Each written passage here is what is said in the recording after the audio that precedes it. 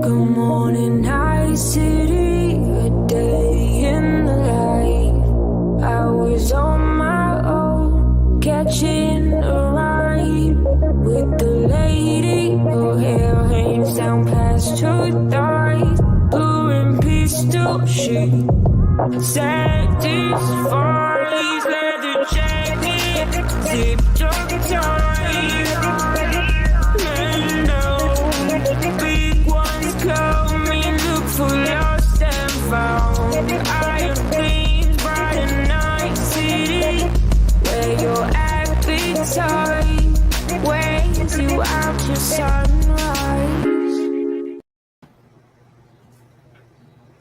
Yo, not your typical episode. We're just going to jump right into this because this is some crazy breaking news. And I have a special guest with me. We're still waiting on Skywalker, obviously. This is not the great Skywalker, even though the label said so. We ain't got time to be pretty. We're jumping right into this, Hold My DualShock has joined us as we wait on Skywalker as well. I just wanted to kind of start off and preface this by saying, obviously, we know what happened to former President Donald Trump. An attempt was made on his life. This is insane. So we just kind of wanted to touch on it because it's just crazy. It's too much not to talk about, Yeah, definitely. Yep. Absolutely. So how you guys feeling? Shocked. Yeah. Especially with what's going on in the media, more so even.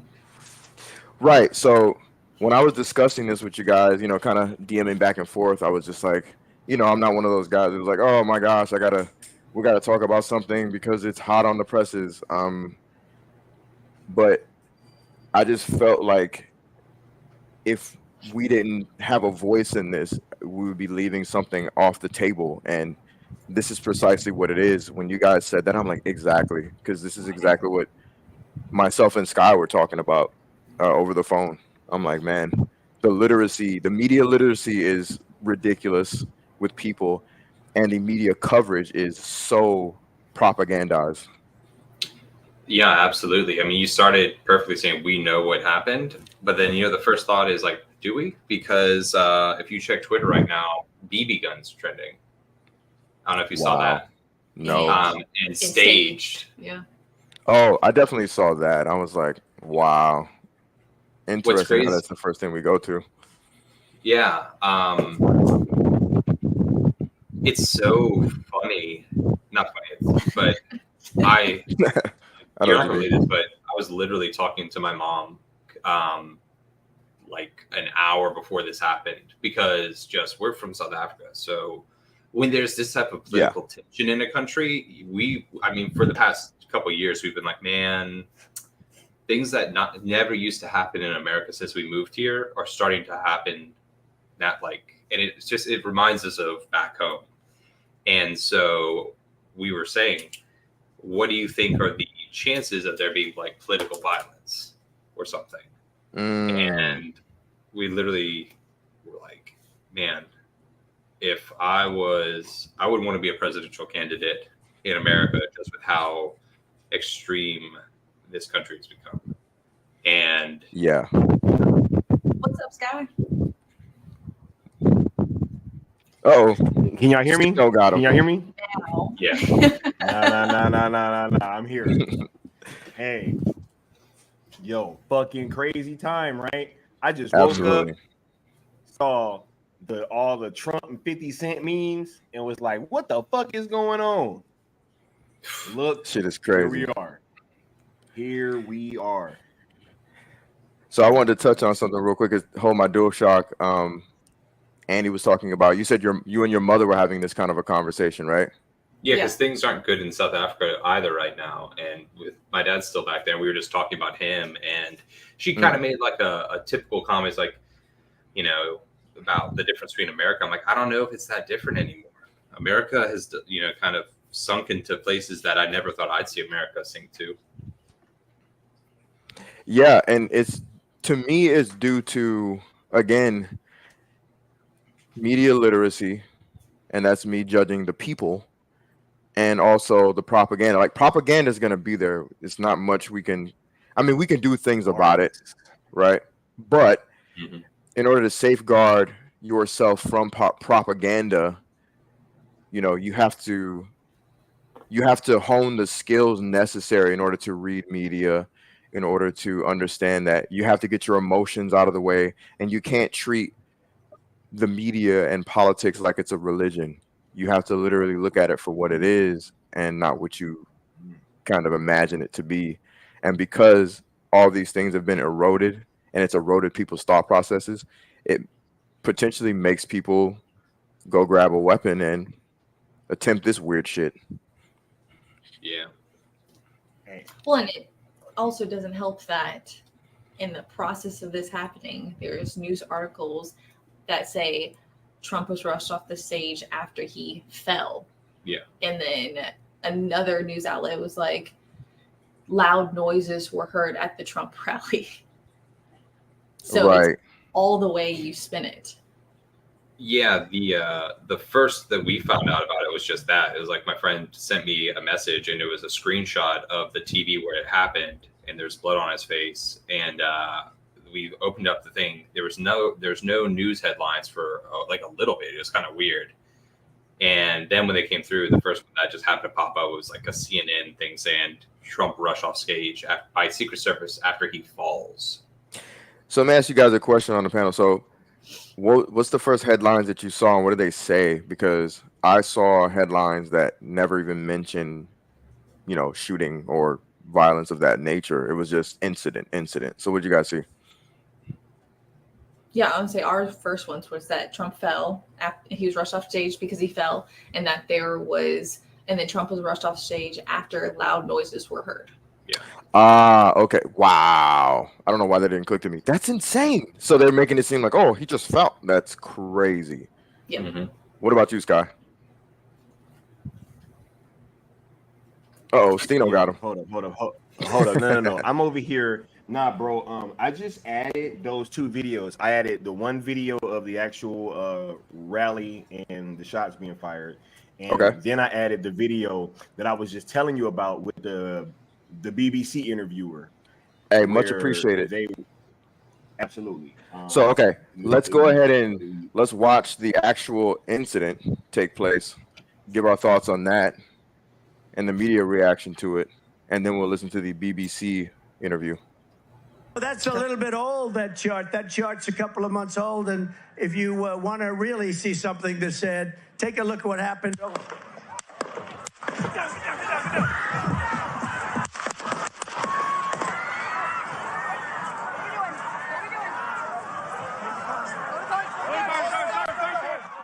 We're watching here live this event happening over in Pennsylvania, and it. Wow, good Lord! So it looked like he got grazed. Absolutely. Yeah. From what I understand, the bullet hit somebody else first and then grazed off of him afterwards. Yes. My God. Damn. So I didn't even know, man, because when it was first brought to me and I kind of touched on it, I was like, oh my gosh, blah, blah, blah. I'm thinking like, you know, shots were fired, and I only got that from hearing sounds, right? I'm just, you know, I hear sounds. There's got to be gunshots. Definitely shots fired. Right. Secret Service gets, you know, surrounds him and goes into the protective position, et cetera, et cetera. And when I see the coverage, because I'm like, oh, I want to know what happened. Like, you know, the first clips didn't even show him get grazed that I saw. I saw like 4 clips, and none of them showed that. It was like they just showed him on the ground, essentially getting pulled to the ground. And I was just like, okay, cool. So then I didn't know that he got grazed. I didn't see this. None of this was shown. You know, really? No. Unless you were actually watching it live, unless you're actually, you know, really deep into the weeds of politics and you're constantly following Trump, you're not going to see this. When I saw this, when I was alerted to this, I should say, I was shopping. I was in a grocery store. And one of the colleagues in the network was like, yo, have you seen this? And the clip that they even sent me didn't show the grazing. You know what I mean? Mm-hmm. So that's the weirdo coverage that's being given about the situation in real time, not too long after it happened. Jeez. Yeah, like I said, my buddy, he was in the Navy, and so he got sent the first thing by a buddy of his who's still in the Navy. And when he sent it to me, I was like, "Are you sure this is real? Because everything I'm seeing makes it look like you fell." And then it was like 20 minutes later, the first real articles came up. I'm like, how is that not an alert on your phone? Facts. Thank you for saying that too, because as I'm shopping, I'll never. Sky knows me. I do this weird thing where I'm like, I remember where I was when I thought this. Literally, I'm passing by the freaking tomatoes in the grocery store, and I literally thought to myself, I look at my phone and I'm like, why is there no alerts? I get alerts for dumb shit all the time about things happening with celebrities, etc., for no reason at all, right? Even though I have my notifications turned off for certain things, right? The Kardashians slipped on a banana peel. This happens and nothing. I get alerted from one of the colleagues in the network, and shout out to the Syndicate Network. So great. Thank you for pointing that out. What'd you say? I was saying, yeah, how is this not national news? Well, it is now, but how is I'm saying immediately though. Right. I will say, slow. Credit to the Syndicate Network, and again, probably the perfect attitude you have to have with this. First thing people are saying, hey, this happened. Be safe. Yes. 100%. I love that. 100%. No matter what you feel about him, no matter who you want to vote for, no matter what you think about politics in general, this situation it's very saddening and it's frightening because this should not be happening. Okay. And I'm just going to give my opinion briefly and you guys leap right in. I'm going to say this, right? Again, I'm going to preface this with no matter who you want to vote for, because he's been so propagandized, because he's been so made to be this evil monster, for reasons that aren't really extrapolated enough for me, right? Because he's been so demonized, like him, love him, hate him, this is what you get, right? It is not as simple as I don't like, personal and political party. I want my guy to win, very sports-like presidential debate atmosphere that has gone on for God knows how long, right? That's how America is. It's very my team got to win. Cool. But no one's trying to hurt or take anybody's lives. For this to happen, this has to be a wake-up call for America. It really does. No matter who you want to win. But instead I see memes of they should have hired a better, There's so people your thoughts on this. I can't believe people are making jokes about this as if it's not serious. And the number of people who are trying to kind of play it off as it was staged or it was a BB gun or that it was fake is concerning. That BB gun stuff is fucked up. Oh no. By the way. I got something coming up for him. I got something coming up for him. Leon, I also added the video of the doctor interview too. Really? Excellent. I think that we should do that one before the BBC one. Okay, I was going to ask you that too. So let's go ahead and watch the video about the doctor. That's exactly where I heard him come from. What did you see, sir? I heard the shots. I thought it was firecrackers to begin with. Somebody over there was screaming, he's been shot, he's been shot. So I made my way over. I said, I'm an emergency department physician. Let me help you. The guy had spun around, was jammed between the benches. He had a headshot here. There was lots of blood, and he had brain matter there. Oh, no. And so I got him. There's a helicopter coming in to get him. I got people there really helpful. I got him up on the bench. Shot that you saw? Then I did CPR, did chest compressions as well as I breathed for him. One person. I was the only one who did it. We need to evacuate everybody. Listen, y'all, these are people. Yeah. Yeah.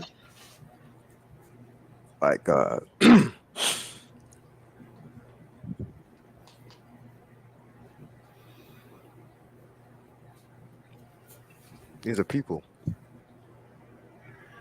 No matter who you vote for, these people, man. All this because of what exactly? We live in a society, and I'm not trying to sound like the meme guy, but I guess I need a little joke right now. This is crazy because if we think about it, we all live in a pretty privileged world, man. We live in a first world society where we get to jump on a live right now and have a discussion about this. We have computers, laptops, smartphones. We all have the opportunity to get work. We can go hop in our car and get some groceries. We can make families. We can make babies. We can choose not to. We can change our damn genders. We can just change our pronoun. We can do all the things in America, and yet we're pretending like we're so insanely oppressed by an individual who doesn't really have any power, to the point that he just got shot at, and other individuals who rally behind him as if they're these demonic figures in the world. They're just at a rally and they want a guy to win a presidency, and they can't even do that safely.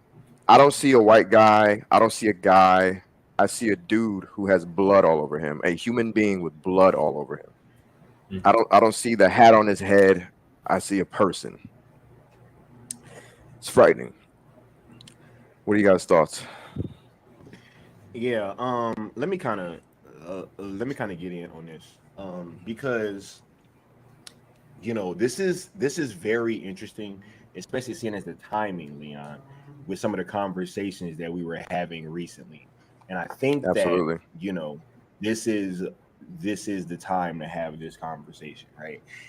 Just for full disclosure, I kind of stumbled upon a thought, or not stumbled upon a thought, had really been considering something recently, and I went to Leon because I was like, yo, bro, I think that me and you would be the perfect people to kind of be able to have this conversation, right?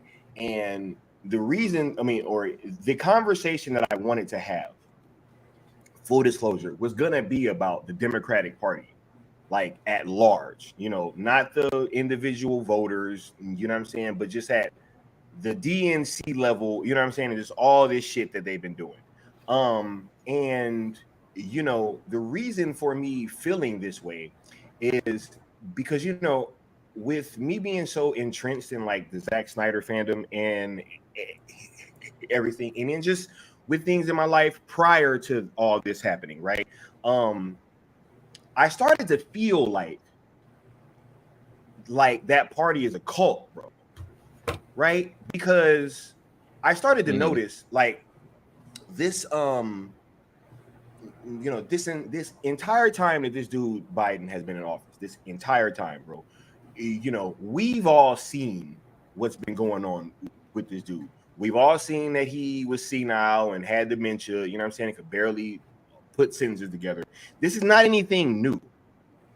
Nothing new has happened, right? But yet we've been gaslit. Anybody that had any kind of questions about what the fuck was going on with Biden and his mental state, everybody, bro, literally, you got people what the fuck is his name? Scarborough, who just was weeks ago. Yeah, Biden is sharp. He's this, he's that, blah, blah, blah, blah, blah, blah, blah. He literally said, if you don't believe in Biden, F you. This dude literally said this shit, right?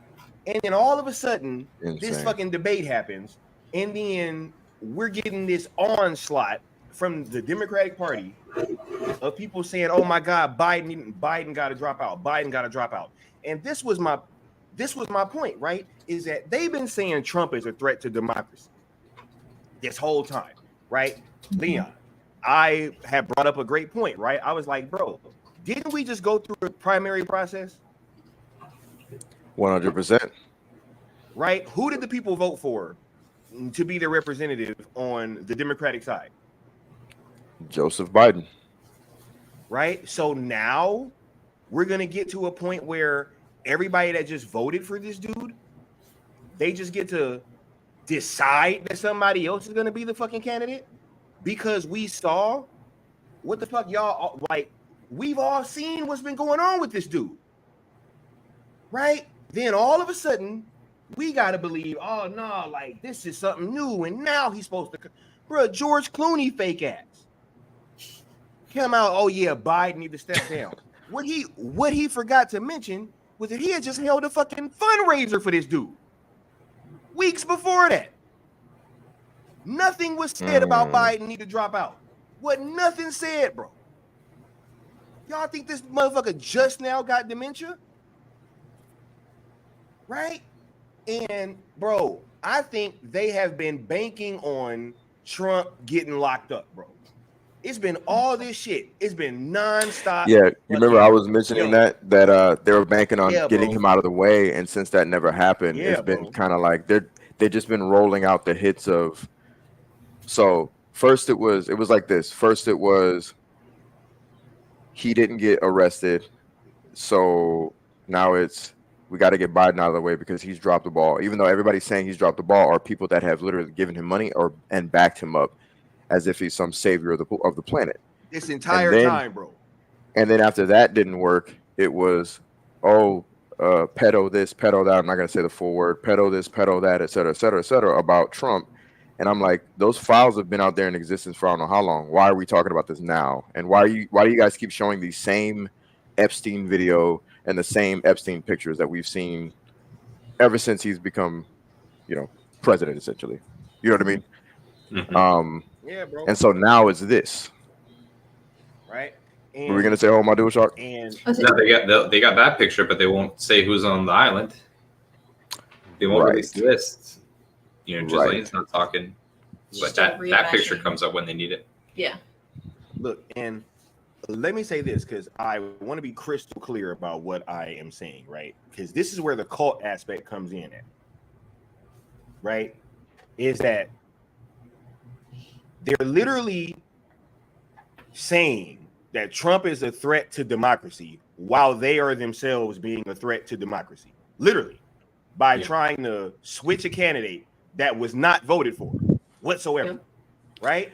That's an excellent point that you just laid out. Yeah, bro. Excellent point. Yeah, bro. Like, bro, y'all went out there and voted for that dude and said that y'all wanted Biden to represent y'all. That's what happened. That is listening to the will of the people. Nothing has changed. He's still as fucking senile as he was earlier. Right? Which is why I told Leon, I was like, bro, I almost got more fucking respect for the people that's doubling down and like, oh yeah, like D.L. Hewley, who called everybody cowards that tried to, you know what I'm saying? And hey, AOC, who been like, oh nah, I'm still, ain't nothing changed. Right. Nothing has changed. So I got more respect for them motherfuckers. Like, ain't nothing changed. Like, what is y'all talking about? Like, it's the same shit. You know what I'm saying? Hey, he ain't been in charge this whole time anyway, right? But then, not only that, right? The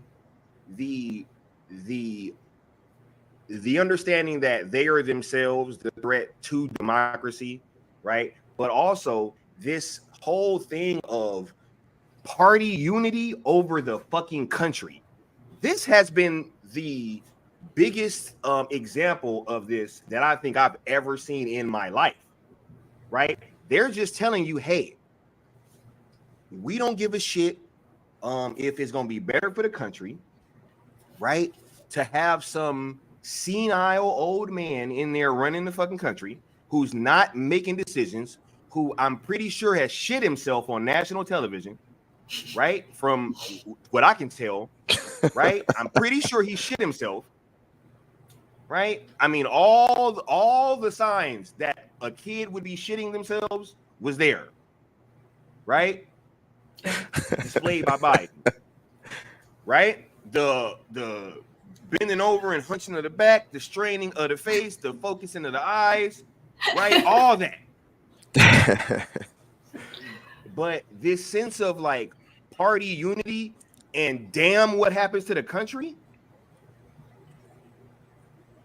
that's fucking crazy, bro. That's crazy. Right. That's crazy as shit. Party unity over the country? Yeah. Bruh, yeah. Don't make no sense. What you said, Sky, about it being like a cult, man, it reminds me of that quote. The party told you to reject the evidence of your eyes and ears. It was their final and most essential command. You're not supposed to think that. You're not supposed to see that. And isn't that from 1984? Oh yeah. Yeah. And the best party members are the ones who could look at it and just not see it. And that's what I feel like we have. People can just not see it. And then if you see it, you're the enemy. You're the problem. Just raising basic questions, not even politically driven. Just like you said, what are we arguing here? You had a primary, but when your language is outcome driven versus truth driven, you can convince yourself you're a proponent of democracy when you're saying we have to. I mean, that's the double speak, isn't it? We have to stop democracy, otherwise democracy will be a danger, and they believe it. It's crazy. Yeah. Does anybody think it's weird that Trump just got unbanned from Facebook and Meta today? Right before this happened? That also, I mean, dude, the media shift for Biden against Biden the past day, since the stuff with, where he said Putin said it's Zelensky, and he called Trump the VP. You saw that? And overnight, they pretended like it happened. 3 years calling anybody. I mean, if you said he had dementia 2 weeks ago, it's like, you're not a doctor, shut the fuck up. But now they're like, we had no idea. Joe Scarborough literally said F you.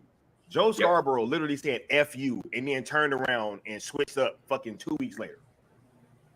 They remind me of V for Vendetta, the demagogue on TV, sitting there rallying the party, and people sit there and think you're watching news. You're watching a performance. 100%. And that's before you add stuff like that one interview he did recently where it looked like he had on a mask and it looked like he had makeup on or somebody was standing in for him. That's, far into the weeds, but I mean, ace and spade and all that. Let me check the comments real quick. They've been trying to hold up real quick. They've been trying to paint all this January 6th on Trump. You know what I mean? What about the fact that Biden just said we got to put Trump in a bullseye the other day? What about that? Yes, I was going to bring that up too, actually. Let me see if I can find it. I'm going to let you guys cook for a little bit. I want to pull that up. Touch on something else you said, Scott. Man, what do you think about the fact that, like, this stuff with the BB gun and people saying it's staged, and the most notable media lawsuit probably of the past several decades was Alex Jones for the Sandy Hook stuff, for misrepresenting, and he's like, it's like $1 billion. So all these outlets that are saying, Trump fell and that it was a BB gun, are these people going to be held accountable? I would say no for 200, Alex. To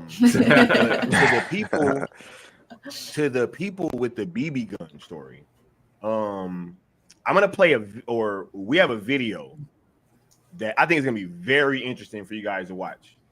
So real quick, this was something else that wasn't really making the first. Oh yeah, go ahead, bro. Go ahead. Oh no, but the video you're mentioning is a very important video. I just wanted to share because you touched on something, and I'm glad you said that because I actually, when I was shopping, I saw this tweet here, this post, I should say. I think Elon was wondering if he should go back to calling it Twitter. Go ahead and call it Twitter, bro, because we ain't gonna stop. But let me see, where is it? Am I able to pull it up?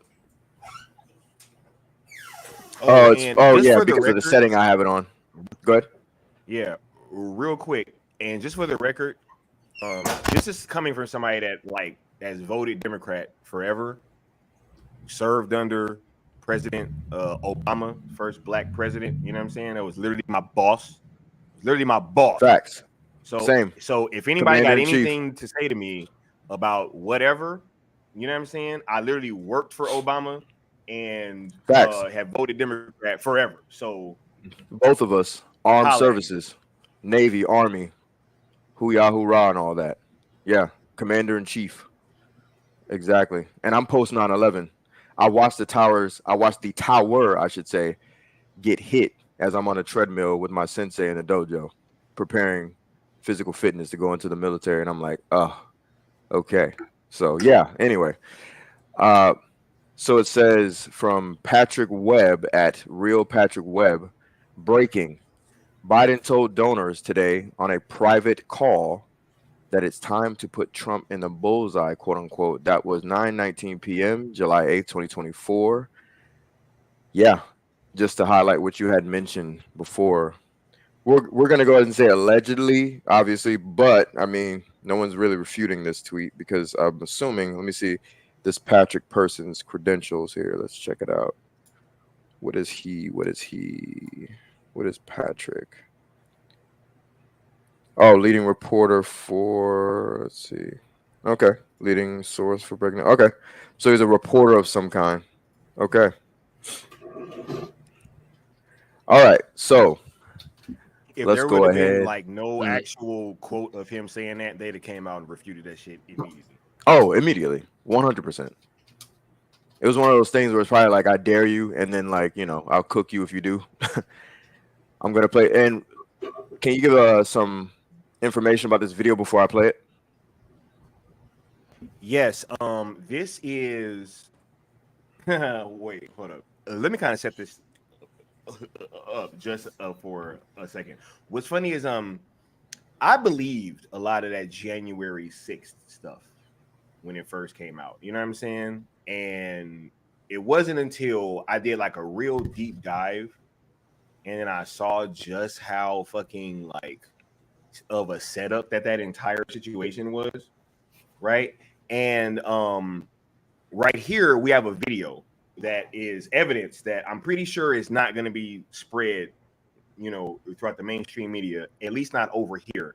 It is an interview that happened on BBC from a witness that somebody was explaining how they saw the shooter before all this happened, and they pointed him out, and you can listen to what this person said was the reaction by the police. So you can go ahead and play that, Leon. Thank you for that intro. Let me go ahead and click on this video, and we're going to dive into the info, and then we're going to go ahead and react to it. That's someone who was here. You weren't inside the event, nope, but you were just outside. Tell us what you saw. So we had a party here all day. You can see behind us at the Brinkles Farm and Greenhouse here. We had a party. And we all decided, hey, when we hear Trump up there, we're going to walk up through the field, stand by the trees out there under the shade, and watch and listen to the rally, right? We couldn't see him, but we could hear him. So we walked up, and probably 5 to 7 minutes of Trump speaking. I'm estimating here. I have no idea, But we noticed a guy crawling, bear crawling up the roof of the building beside us, 50 feet away from us. So we're standing there, we're pointing at the guy crawling up the roof. And he had a gun, right? He had a rifle. We could clearly see him with a rifle, absolutely. We're pointing at him. The police are down there running around on the ground. We're like, hey, man, there's a guy on the roof with a rifle. And the police were like, huh, what? Like they didn't know what was going on. We're like, hey, right here on the roof. We can see him from right here. We see him. He's crawling. And next thing you know, I'm thinking to myself, why is Trump still speaking? Why have they not pulled him off the stage? I'm standing there pointing at him for, 2 or 3 minutes. Secret Service is looking at us from the top of the barn. I'm pointing at that roof, just standing there like this. And next thing you know, 5 shots ring out. So you're certain that the shots came from that guy on the roof? 100%. 100%. And he was up there for a couple of minutes. He was up there. You saw him up there for a couple of minutes. Absolutely. At least 3 to 4 minutes. And you were telling the police and the Secret Service? We were telling the police. We were pointing at him for the Secret Service, who were looking at us from the top of the barn. They were looking at us the whole time when we were standing by that tree. Could they see binoculars? Could they see him? Probably not, because the roof, the way the slope went, he was behind where they could see. But why is there not Secret Service on all of these roofs here? This is not a big place. Did you see, obviously everyone, when the shooting started, everyone was very panicked. Did you see what happened to him at all? Oh yeah, they blew his head off. Okay, sorry. Secret Service blew his head off. Okay, just be careful because we don't quite know who's watching, but you're pretty sure they shot the guy? Absolutely, 100%. Okay. Yep. You saw that happen? Yep. Yep. Okay. Yep. And did you see them go up to him afterwards, or? They crawled up on the roof. They had their guns pointed at him, make sure he was dead. He was dead, and that was it. It was over. It's incredibly shocking. The guy was on the roof right there. You can see the white roof right there. Did you get a look at him? Could you? No, other than he was in muted colors, tan type clothing. We saw the rifle flinging around as he was trying to crawl. I mean, we saw the rifle, 100%. Do you know about guns? Do you know what kind of weapon it was? Oh, I absolutely know about guns, for sure. No, I mean, it was a rifle of some sort. I wouldn't know, I wasn't close enough to read the label on it, but, sure. But it was a rifle of some sort. Yeah, absolutely. So how do you process what you've just seen? I don't know what to say, man. All I'll tell you is, if I walked up close to there with anything that Secret Service considered a problem, I wouldn't be standing here talking to you right now.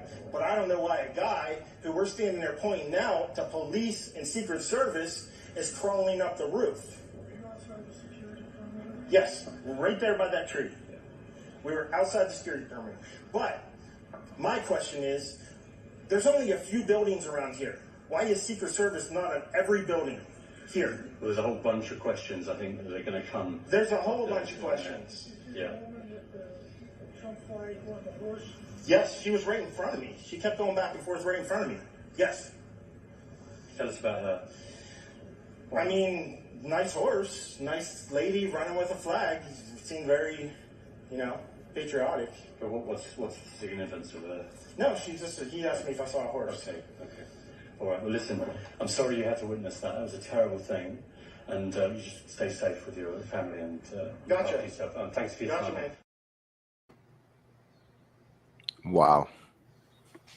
Wow. So there was a witness to the gunman or probably several witnesses, and they were trying to alert authorities, and authorities ignored it. I have so many thoughts. I'll let you guys go first.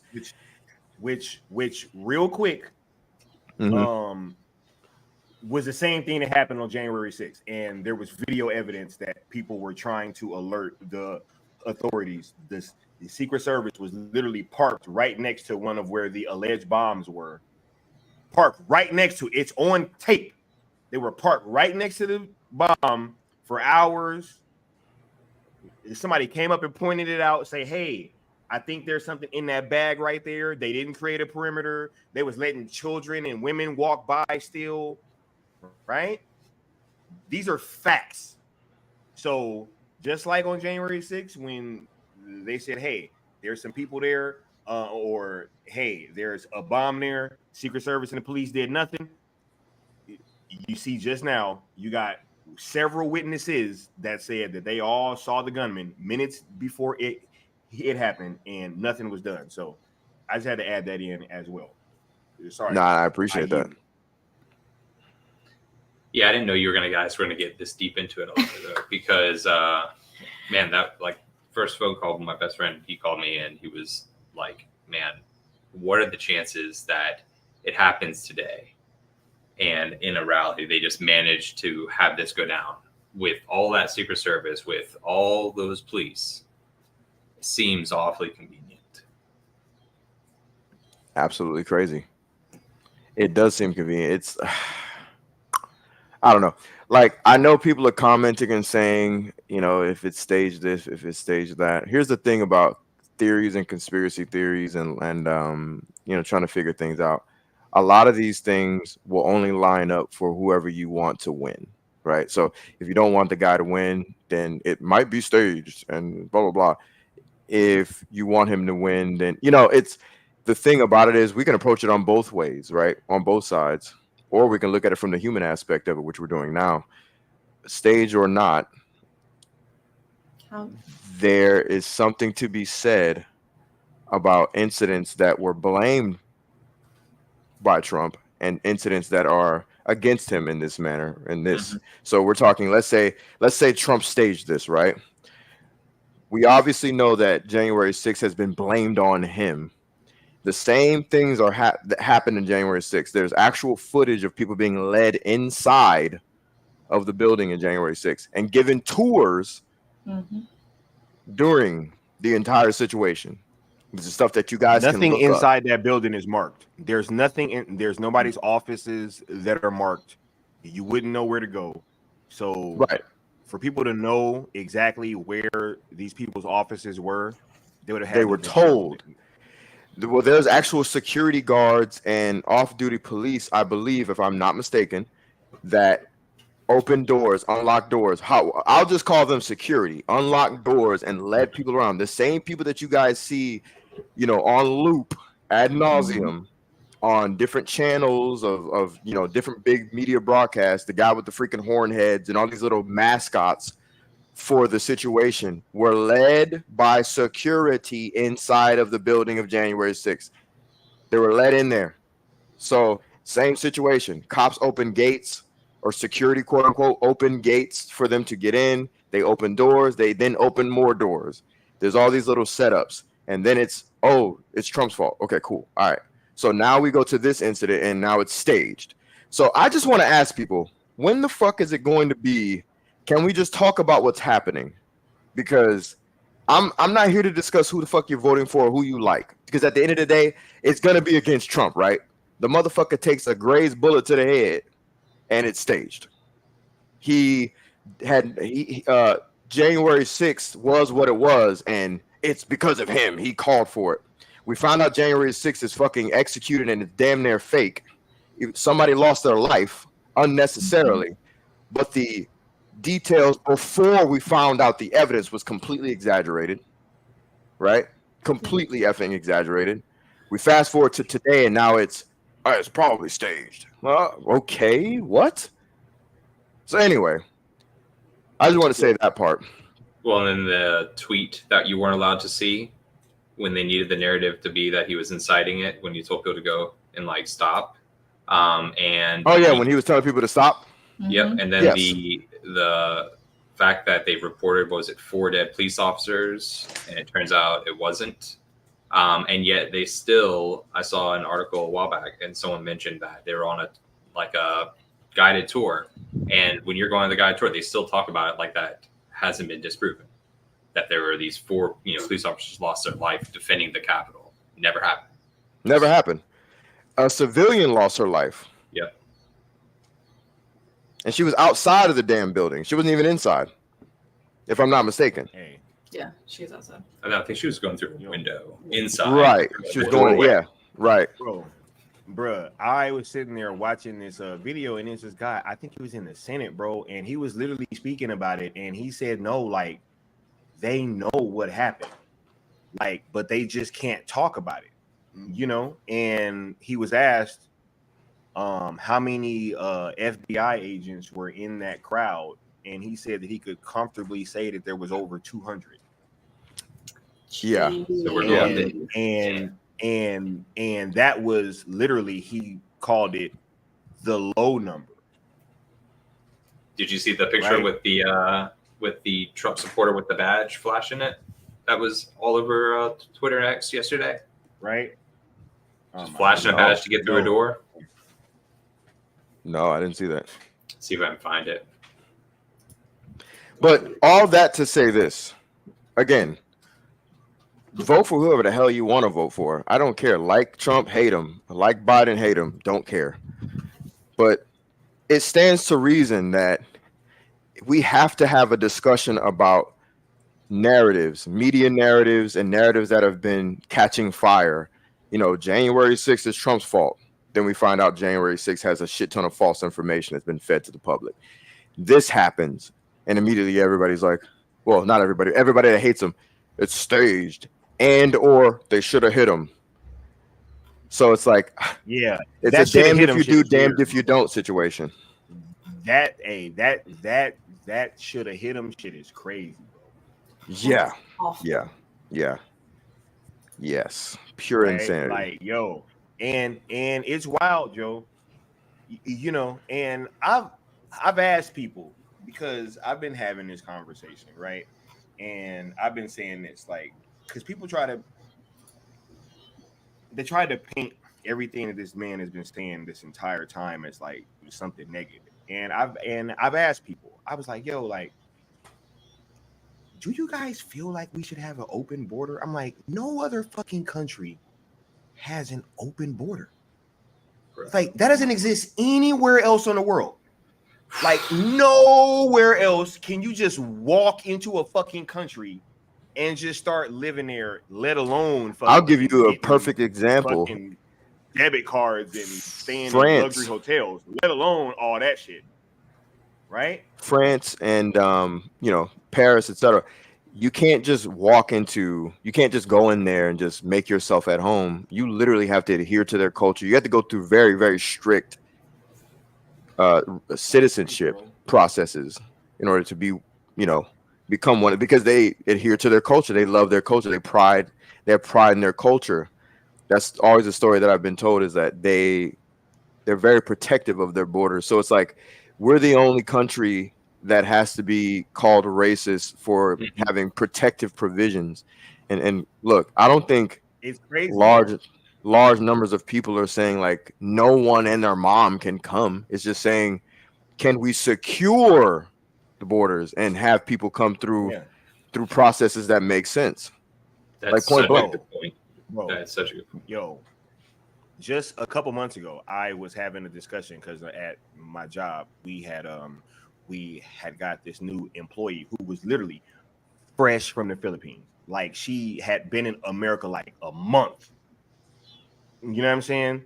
And I asked her specifically because I'm thinking about this topic, right? I was like, yo, like, what did you have to go through to get over here? And she explained the process that what country is this? Went through the Philippines. And okay. She explained the process and how it took a few years for her and her daughter to be able to get this visa, and there was all these processes that she had to go through. And you see her there now. She's working, being a productive member of fucking society. That's all cool.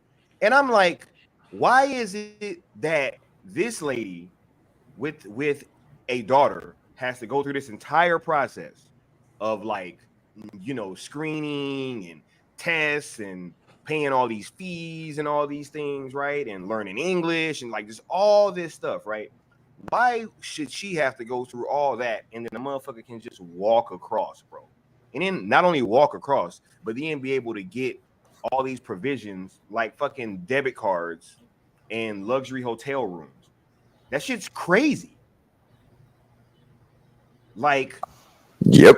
To think that we're somebody wrong for saying, hey, that there should be a border and a process and like a screening process for who the fuck comes into the country, for them to try to flip that and make it seem like, yo, like that's a bad thing in and of itself, when every other fucking country in the history of the world has had borders.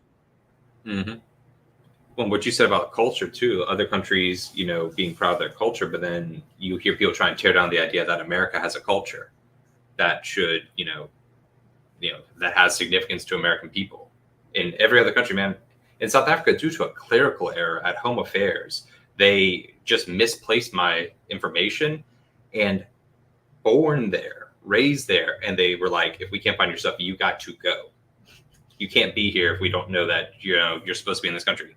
And they found it, but they were like ready to send me packing. Like, that's like third world country stuff. But like you said, every country in the world has discernment on who comes in, and there's a process. There's green card lotteries back in South Africa to try and get into America that all my friends' dads and stuff were trying to get because they wanted to come to America, and they just apply for these green cards. Wow. Yeah, it's all across the board. We're seeing biases, and a lot of this is obviously the media that's been the mainstream media, the legacy media, as I like to call it. They're the ones who control the narrative that we can't have these sort of conversations or have these sort of thoughts, right? Mm-hmm. So here's a thought. Here, this comment. Osa Fresh says, Trump doesn't even need to stage it. He was already running circles around Biden. I don't see why he would put energy in staging this while he was under a microscope this whole year. What are your thoughts on this? Because I'm in agreement with this sort of thought process. Why would he have to stage anything? It's not like he's losing. Just like Sky said a bit ago, Sky and I had a conversation, as well as everybody else are having conversations about how people who are supporters of Biden are now withdrawing their support verbally. They want him up out of here. So why would Donald Trump then have to stage an assassination in order to make himself look away? I was gonna say this.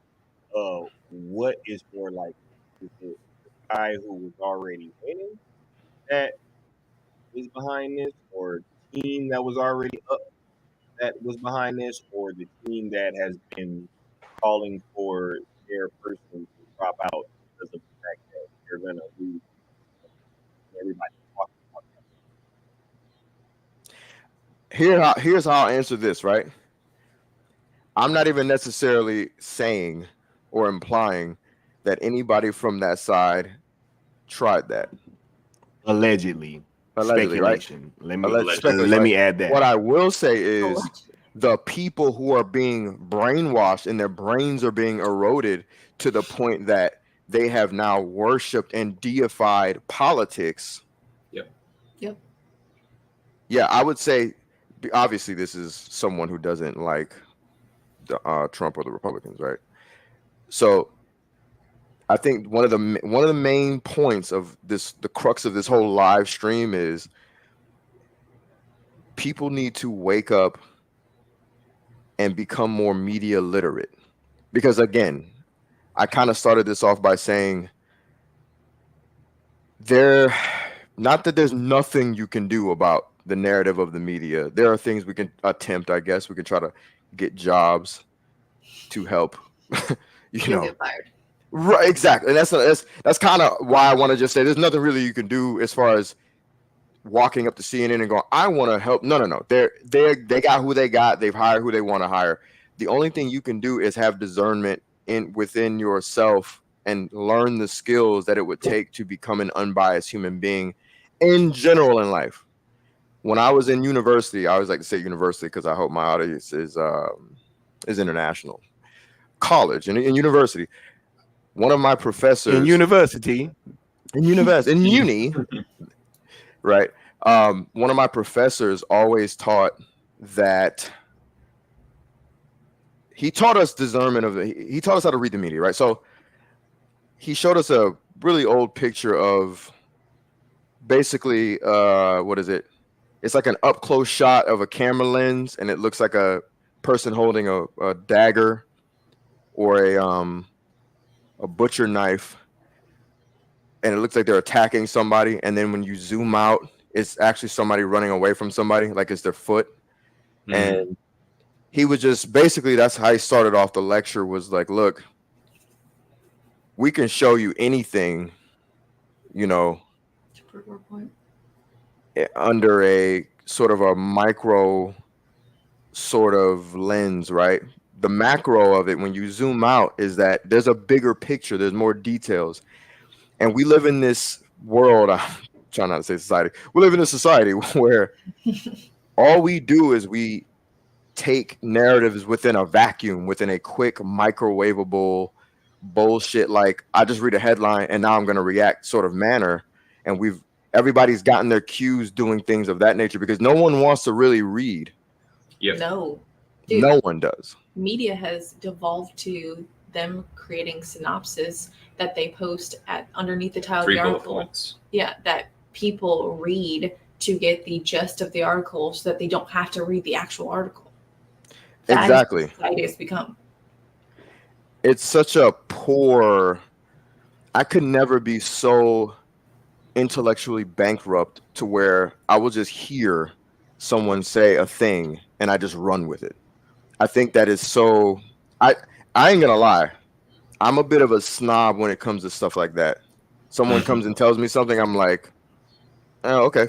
Oh, no, but da-da-da-da. And if they don't get the proper reaction that they want, me going and leaning on their side, like, look, let me go look it up and research it, and I'll get back to you.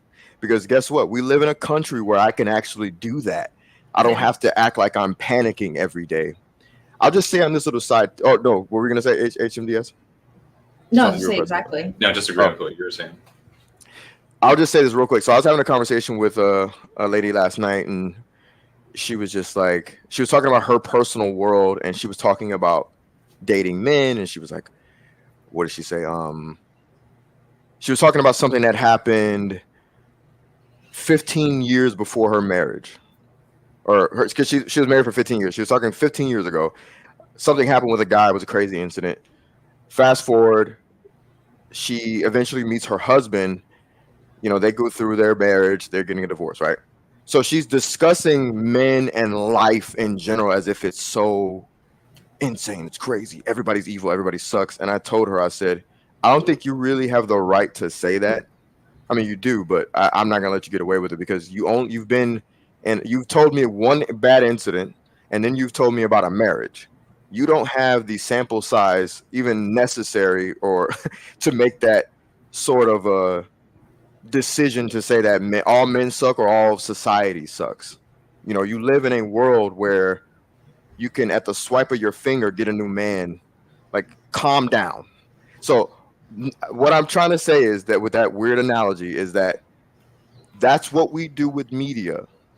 The dangerous ex-boyfriend is the shitty headline, and that shitty headline is the thing you run away with instead of parsing through the information like someone of intellect would do, and then leaving said information, letting it digest, going to another headline, parsing through that information, letting it digest, going through this, letting it. You have to read, let things digest, process, and then make a decision, an informed decision. Go ahead. No, I 100% agree. You know, how much do you think this is the problem of people don't listen or read the news to get their own opinion? It's like, look over your shoulder to see what your team is saying. And that's enough of Echo them. chamber. Yep. It doesn't even fucking matter. It's like it only matters if it brings me closer to the tribe that makes me feel like my worldview is inherently correct. I'm like, it's like they're not interested in growing. But the information doesn't mean the same thing as it does to someone who's trying to find the truth or find their opinion on the matter. It's just who will accept me and what team will I be on if I spout this stuff out. I don't know the percentage per se. I wouldn't even know. Like, I would say I wouldn't be surprised that if it was a large percentage of what you're saying is true and that influences the vast majority of people, because this, to me, this is some sort of mental illness in society where we kind of all want to be in an echo chamber and be liked. And especially online, everybody's trying to get their jokes off. Everybody wants to be a part of the team. Everybody wants their likes. And what do we see? We see something getting a shit ton of likes. Like, this guy bad. He Hitler. 1,000 likes. I'll say the same thing. And you get that endorphin, right? You get that shot of adrenaline. And to me, it's a sickness. In my opinion, I'm being very visceral with that. I hate it. I fucking hate it because I don't need that shit. I could say something right now on a social media platform and get no fucking likes, and I'll still stand on that shit because I don't care. Because I've done my research, I've done my homework, I have my lived experience, right? I don't need validation. My validation is the information that I have and my unbiased critical thinking skills. So yeah, I agree, man. I think a lot of that, because I've met too many people like that in real life. Go ahead, Scott. Yo, I got a lot to say because I just kind of went down a rabbit hole. We were just wrapping up, though. I'm totally messing with you. I'm totally messing with you. Oh, I'm totally messing with you. We're cooking. We're cooking. Bro. Go for it. Do you think? Okay. Look, two things, right? One, bro, you were speaking about people not reading. Bro, people can't read anymore. People can't read. Bro, I was talking to somebody that's a lot younger than me. I think she was like 23, 24. And she was speaking about how they don't even know how to write in cursive anymore. Oh, yeah. Right? The literacy skills, just in general, have been falling off the fucking cliff, right? These past few years. So I don't think that that's by accident. But there's another layer to this that I was just thinking about, and because I was kind of waiting to get to this, but I feel like it's time now. When I was in the Army, right, my MOS, which means job, was a 92 Alpha. I worked logistics, automated logistics specialist. You dig? So worked in a warehouse. But obviously, when you're a fucking soldier, your first job is being a soldier. You know what I'm saying? So like when I was going to Iraq, I was part of a maintenance company who was working on trucks and everything. All of us, we were going to go run the warehouse, right? But a bunch of us kind of didn't have a real mission to have like when we first got there. So they was like, all right, we're going to do this thing called a PSD, which is personnel security detail, right? So for y'all that don't know, what that means is it's pretty much like the Secret Service type of treatment in the military, right? Like we would go out and guard colonels and generals and stuff like that whenever they would leave the base, right? So the fact that we have witnesses that were pointing for minutes saying, hey, there's a guy with a fucking gun climbing up the side of a roof on one of the few buildings that is in a mostly open area of rural Pennsylvania. There's no way. Like, there's no way, right? And we can sit up here and, because I kind of thought, because Leon was like, oh, yeah, we ain't saying, look, I'm saying, who got the fucking power, right? Does a lone gunman have the power to fucking make the police? Hey. No, I'm just kidding. Look a certain way? I'm going to say this, and I'm going to let you finish cooking. Nah, you're right, bro. You're right.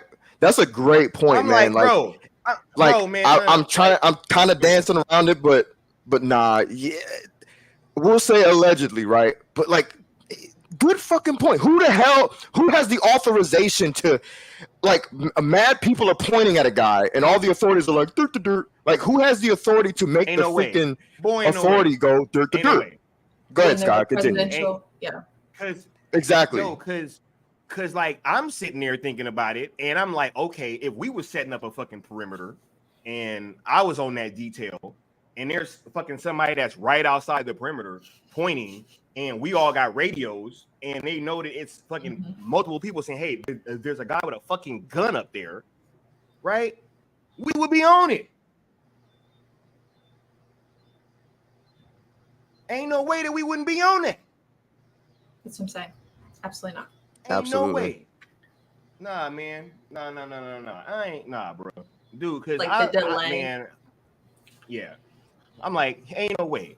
Ain't no way that you're going to tell me Scott, my question. Personnel security detail training with our military backgrounds.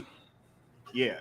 No, my fault. I'm sorry. I was going to say, with our military backgrounds, please answer this question for me. What would happen? I want you to answer this question. Military level, civilian level. What would happen if you legitimately drop the ball? Because that's saying it lightly. Drop the ball on this situation. I want you to please give an answer. Military level, civilian level. What would happen if you were a part of a team that dropped the ball on this when civilians were pointing and saying, look over there? Mm-hmm. Yeah, well, you'd be court-martialed. Facts. You know what I'm saying? Investigated, locked up on the fucking military side. Civilian side, you'd be fired.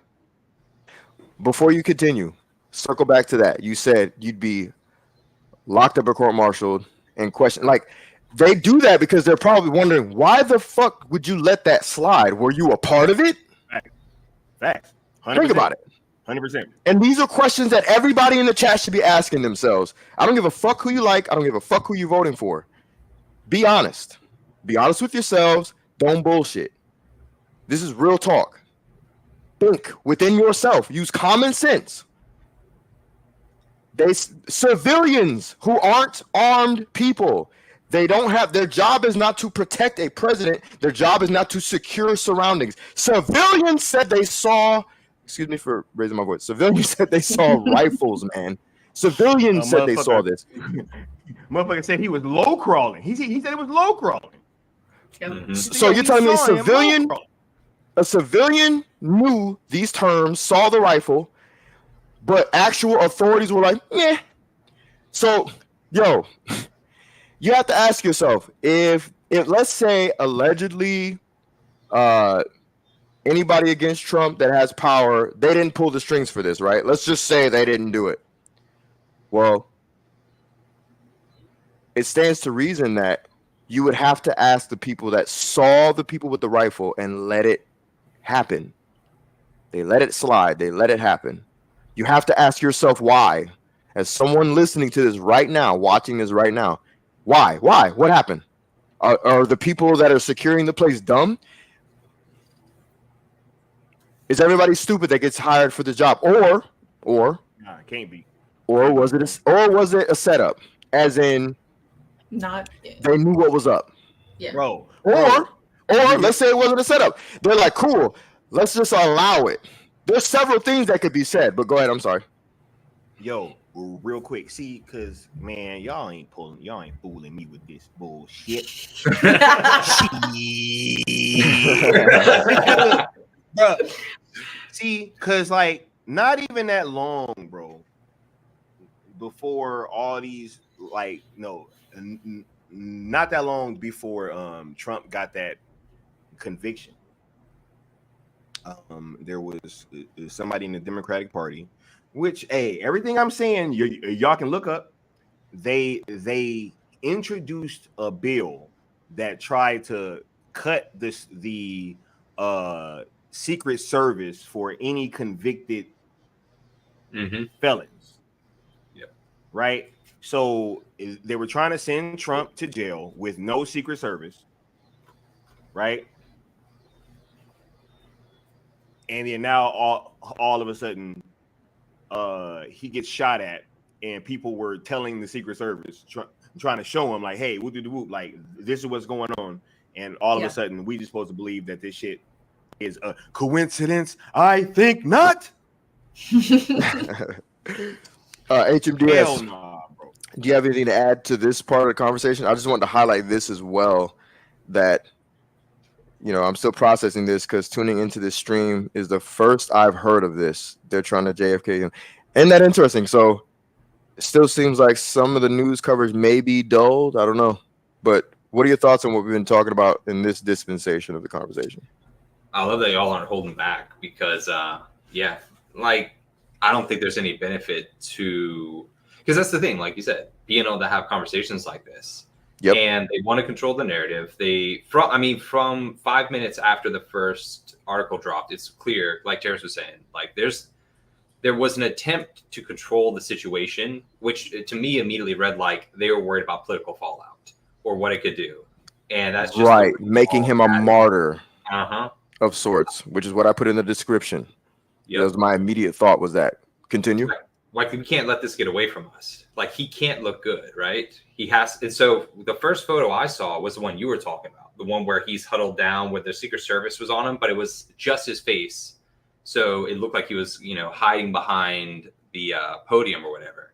They didn't show the one that I saw when I went to Twitter. Everybody was posting with him standing up that you posted as your thumbnail. Like, that one wasn't the one that you That's the coldest fucking photo of all time, bro. Yeah. Like, and my buddy, I think I just saw him in the chat. He was like, bro, that's going to be in every freaking history book, dude. That's going to be like the photo of the year, Trump covered in blood with his fist up. You've never seen anything like that. And I was like, he's right. Never seen anything like that. Hey, that's a cold ass picture, bro. That's a cold picture. I'm sorry that I keep jumping in, y'all, but I'm just you're good. Nah, bro. Training, this is all raw. Training, this is fucking unacceptable, bro. Facts. This is unacceptable on so many levels. Like, facts. And just to highlight what you're saying real quick, his military training, his military background training is different from mine. He has literal, like, on the ground troop combat training, right? So he could be able to tell you, I could be able to tell you something about that. He could tell you the actual experience. You get what I'm saying? Mine is more on the technical side. I have combat training and combat skills too, but he's like, he'd be the one tapping everybody on the shoulder like, talking about the crawl, talking about the rifle, talking about this. You know what I'm saying? So that's why I'm very interested to hear Sky's thoughts on these matters. But go ahead. I'm sorry. Continue. No, That is that's unacceptable.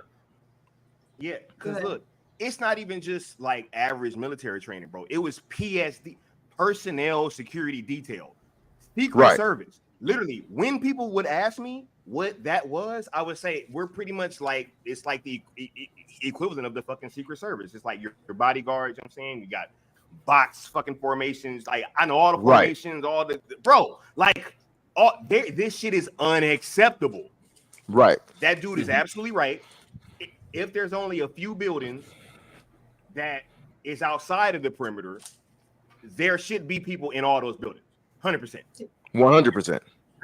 Bro, when Obama went to fucking Roscoe's Chicken and Waffles, they had half of fucking Inglewood shut down, bro. Mm-hmm. Yep. You couldn't go nowhere near that shit. You know what I mean? I've seen the Secret Service, bro. I've literally seen them, you know? Same kind of training, bro. This shit is unacceptable on so many levels, bro. On so many fucking levels. And like, think about that, what you said earlier as well. Like, as a civilian, like as a human being, you hear that and you're not reacting. Like, if you were in a store and someone said someone has a knife, you'd react, right? You check it out, or you'd react, right?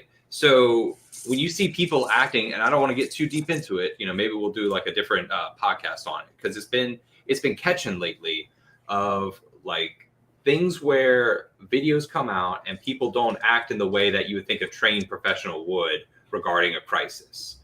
And, and I don't want to get too into it because it'll get me hot and off topic. But but when you have people who are trained, not, and again, this is a question for you too. Yes, we did Rock Talks. I just wanted to answer Rock Talks. Yes, we did Rock Talks. Yeah, and that was what I was going to get into.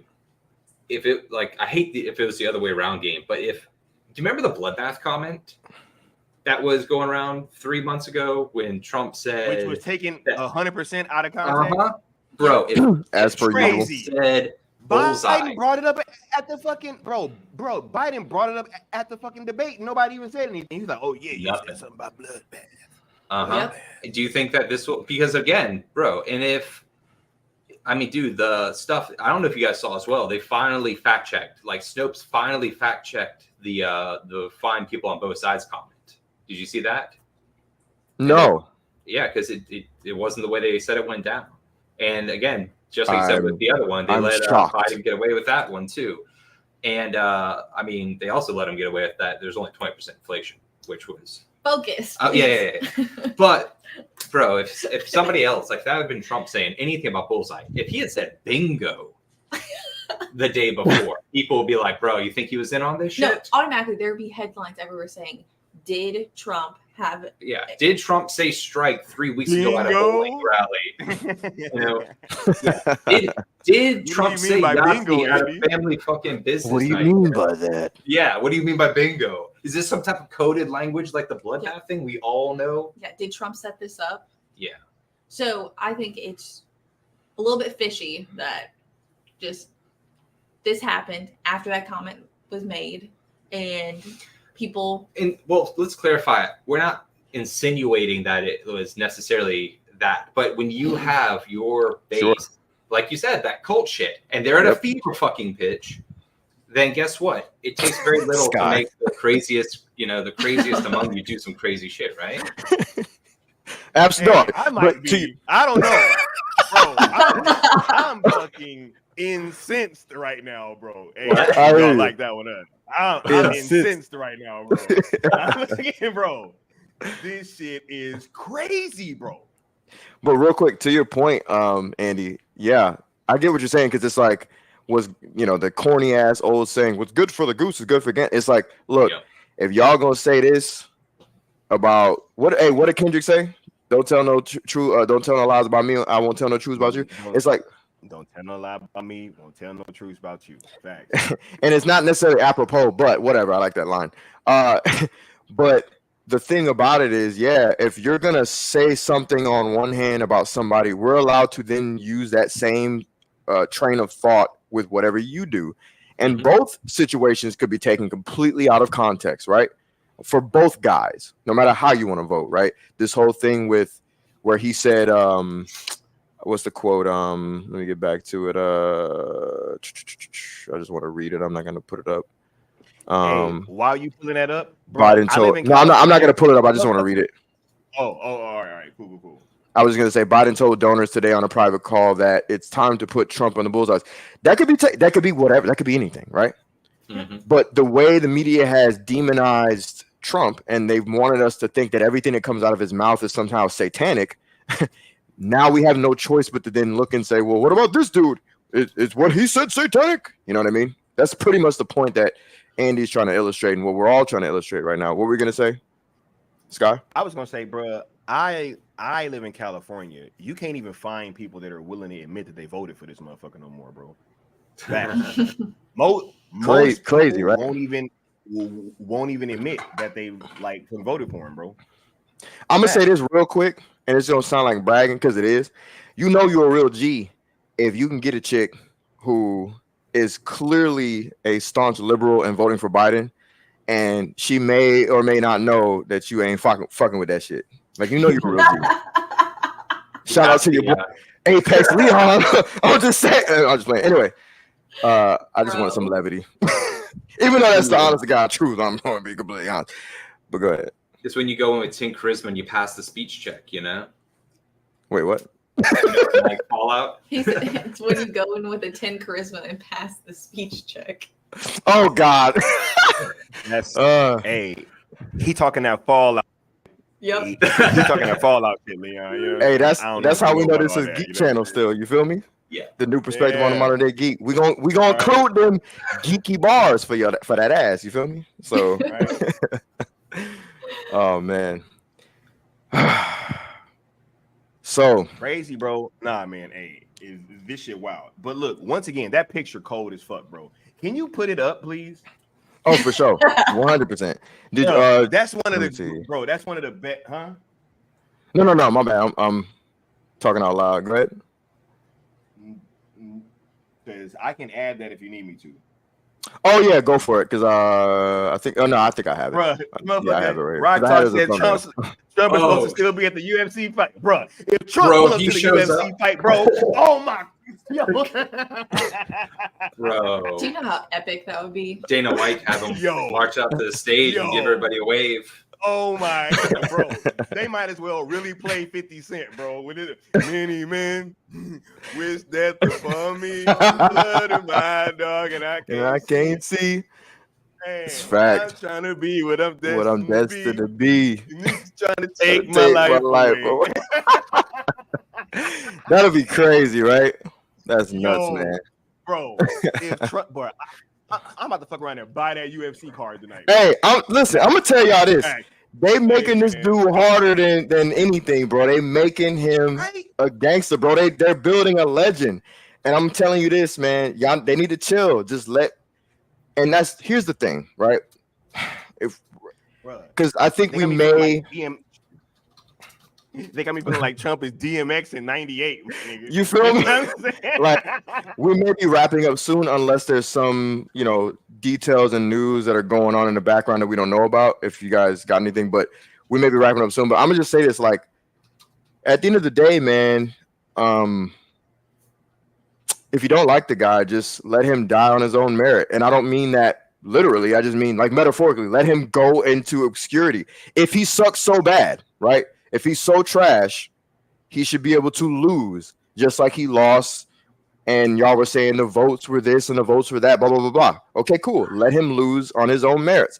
Let your boy Biden win on his own merit. Like, it should be that simple. Why do we have to do this insanity where we live in a freaking matrix where you got guys trying to kill somebody? That's insane, man. Like, just let him go out on his own merits. What were we gonna say?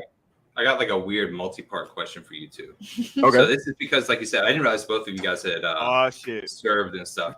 So something you said to me struck me. It's like, so on like one level, what do you think is the difference in just the way the country is now compared to like 9/11?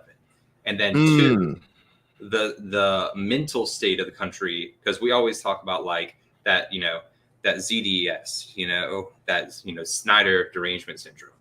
Yes, where people can see something and it has to flow into their narrative. Like, what do y'all think that is?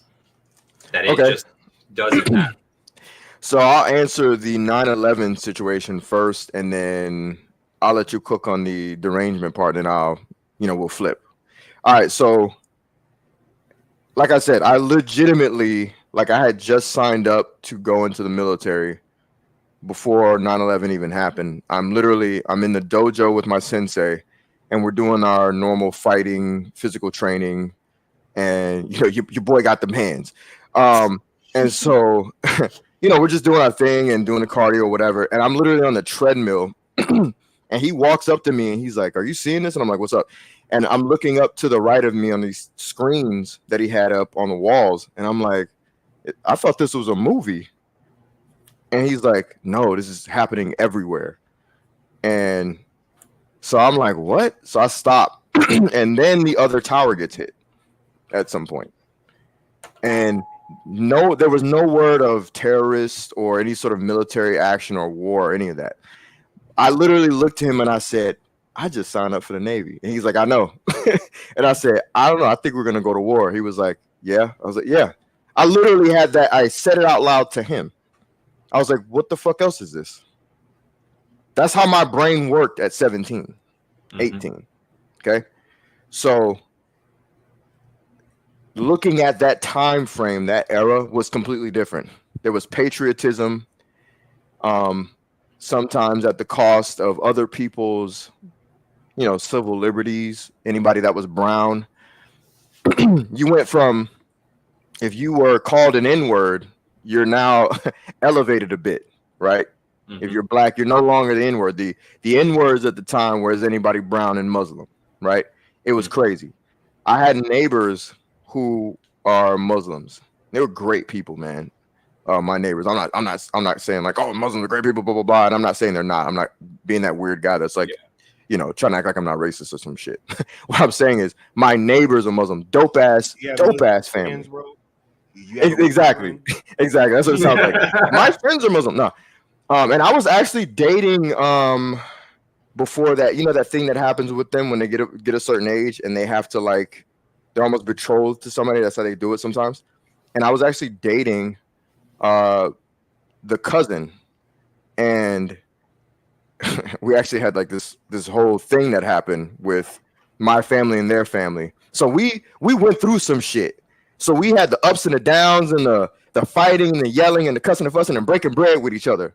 And then we went from almost a family as neighbors, right? Which is I really appreciated that time frame of my life as a kid and experiencing that family. We went from that to them being hated on because of what happened in 9/11. And I always hated that for them, right? That time period, though, aside from those things, was one of the most patriotic American Eagles shooting out people's asses, guns up, shit that I'd ever experienced in my life. It was beautiful as an American to be supercharged. And then when I actually joined the military, I started to realize what the fuck was really going on, and it wasn't what it was cracked up to be. Where essentially, I used to say this as a kid, in front of who I'm about to say. I used to be like, "Man, we basically fighting the white man's war." I used to say that shit, and I was wrong to say specifically the white man's war, quote unquote. But I was always like a militant black man, in a young boy's body. And that was always my thought process. But learning shit, I was just like, we're fighting wars for suits. You know what I'm saying? We're fighting wars for suits in the guise of patriotism. We're on another motherfucker's land, destroying families and creating terrorists. Yeah. You know what I'm saying? So my experience was very multi-layered, where society was real patriotic, and it was like, fuck everybody who's not a real quote unquote American. To compare it to now, it's like, we're all Americans. We're fucking divided because of our religious, our religious reaction towards politics, as opposed to saying, "Yo, it's the fucking suits." It ain't us, neighbors. So it's corpos, man. It's the right. Hell, it's not even the people coming into the borders. And I'm only kind of joking, man. It's no, dead ass. You're right. It's not even the people coming in the borders. They're just a symptom. The borders are being open because of the fucking suits. It's always the suits. It's the elitist. But we're too busy bitching at each other and being brainwashed into thinking it's a Biden, it's a Trump. Yep. These are only figureheads for agendas. Wake the fuck up. Anyways, I didn't know I was going to go into that. But y'all need to wake the fuck up and stop being pawns. My God. That's what I'll say is the difference is the nature in which we're reacting to these things, but it's all the fucking same song and dance. We're all fucking pawns. Every last one of you. All right, my bad. Go ahead. Every last one of you. You know what I'm saying? Yo, just to speak on, because I can't let what Leon just say. I mean, he just said kind of go unfollowed, right? Because, yo, I was raised in a household where we weren't very trusting of the government. You know what I'm saying? And as a matter of fact, when I joined the Army, it put a strain on a lot of my family relationships, bro. You know, my parents weren't happy. You know what I'm saying? Not at all, right? But I didn't join because I joined after Leon did. I signed up in 2008. You know what I'm saying? Wait. Yeah, 2008. And so I knew that I was going to end up going to Iraq. I was fully aware, you know what I'm saying? Like, yo, my recruiter did not lie. He was like, hey, if you sign up to go to the Army now, you're going to go to Iraq. And you're going to love being in the Army when you're in the States. And then when you get deployed, it's going to be the worst shit you ever dealt with. I was like, all right, cool. At least I could, you know, kind of have that in my mind, right? But yeah, like going over to Iraq, like that was the moment that kind of changed me from, you know, kind of loving being in the Army to actually like literally seeing what Leon is talking about. Because I was on a place called Victory Base Complex. It was like the largest station in Iraq, right? And right near Baghdad. So I'm there and I'm noticing that, you know, we have all these contractors, these civilian contractors that work on the base, and they're all doing the exact same jobs that I was doing, right? Because after I finished doing the PSD stuff, I was working like normal jobs on base. Like I worked at a gym for a while during the night shift, and then once we eventually got our warehouse situation straight, that's when I was working at the warehouse, right? So I'm working at the warehouse, and there are civilians that work there, right? And now, granted, when you're deployed, you get hazard pay and stuff like that.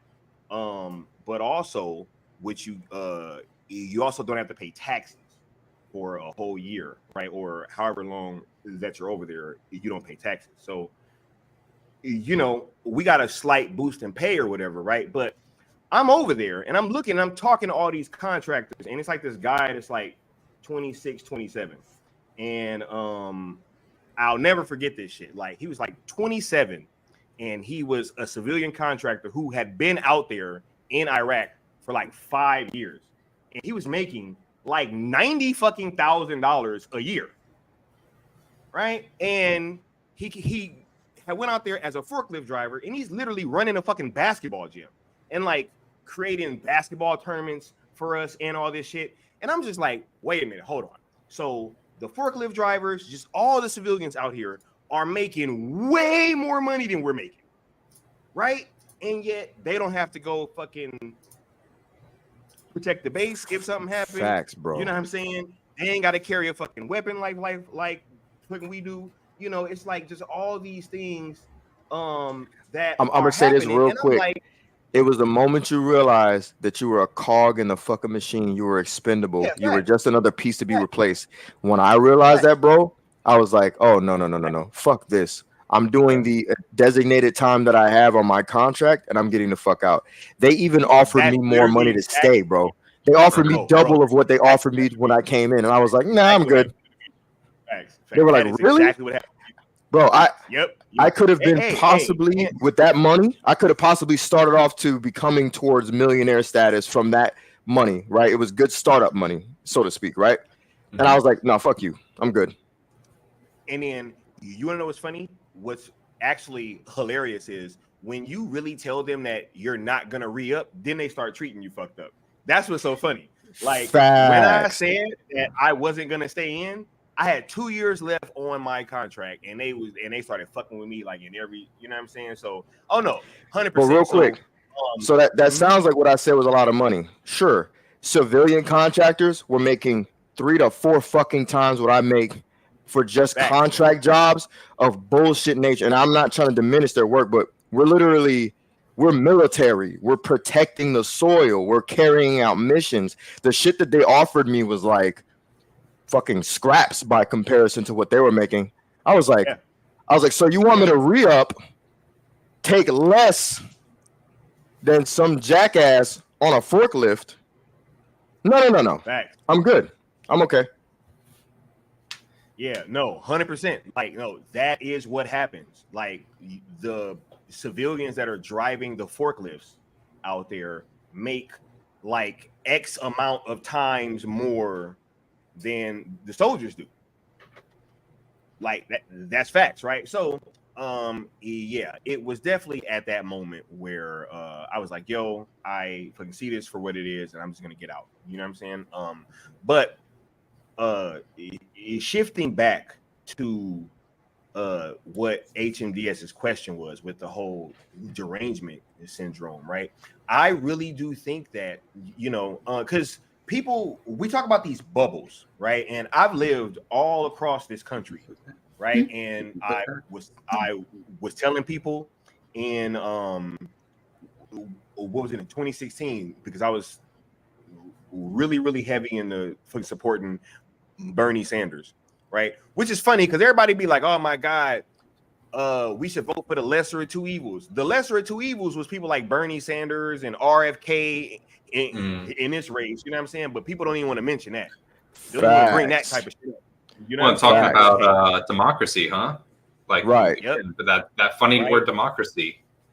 Yeah. And in 2016, when they rigged the primary for Hillary, that's when I was done with the Democrats, bro. Like, I was done. I was, you know, in 2020, I voted for Kanye. 100%. And for anybody saying that that's BS, they actually, right? They actually came out and admitted it. Yep. That they rigged it for her. Yeah. Oh no, 100%, right? And then Bernie had to get up there and clap it up. And then vouch for the second time when they did it in 2020. Yep. Right. And so I had to, that's when I was like done with them, bro. And you know, I was saying it then because I saw that people in California was living in a bubble, bro. People were really thinking that Hillary was going to beat Trump. And bro, this shit is on my Facebook. It comes up every single year in my memories. Bro, I called it. I was like, yo, there is no way that Hillary's going to beat Trump. Because I had been around the country. And I'm like, dude, I see what, like, y'all don't know, but people hate her. I'm like, y'all are so focused on, oh my God, like, nah, you know, she going to be the one to beat Trump. I'm like, bro, do you not know that every single other place that I've been, they hated this chick? Mm-hmm. Right? I'm like, yo, like, they hated her more than they hated Obama.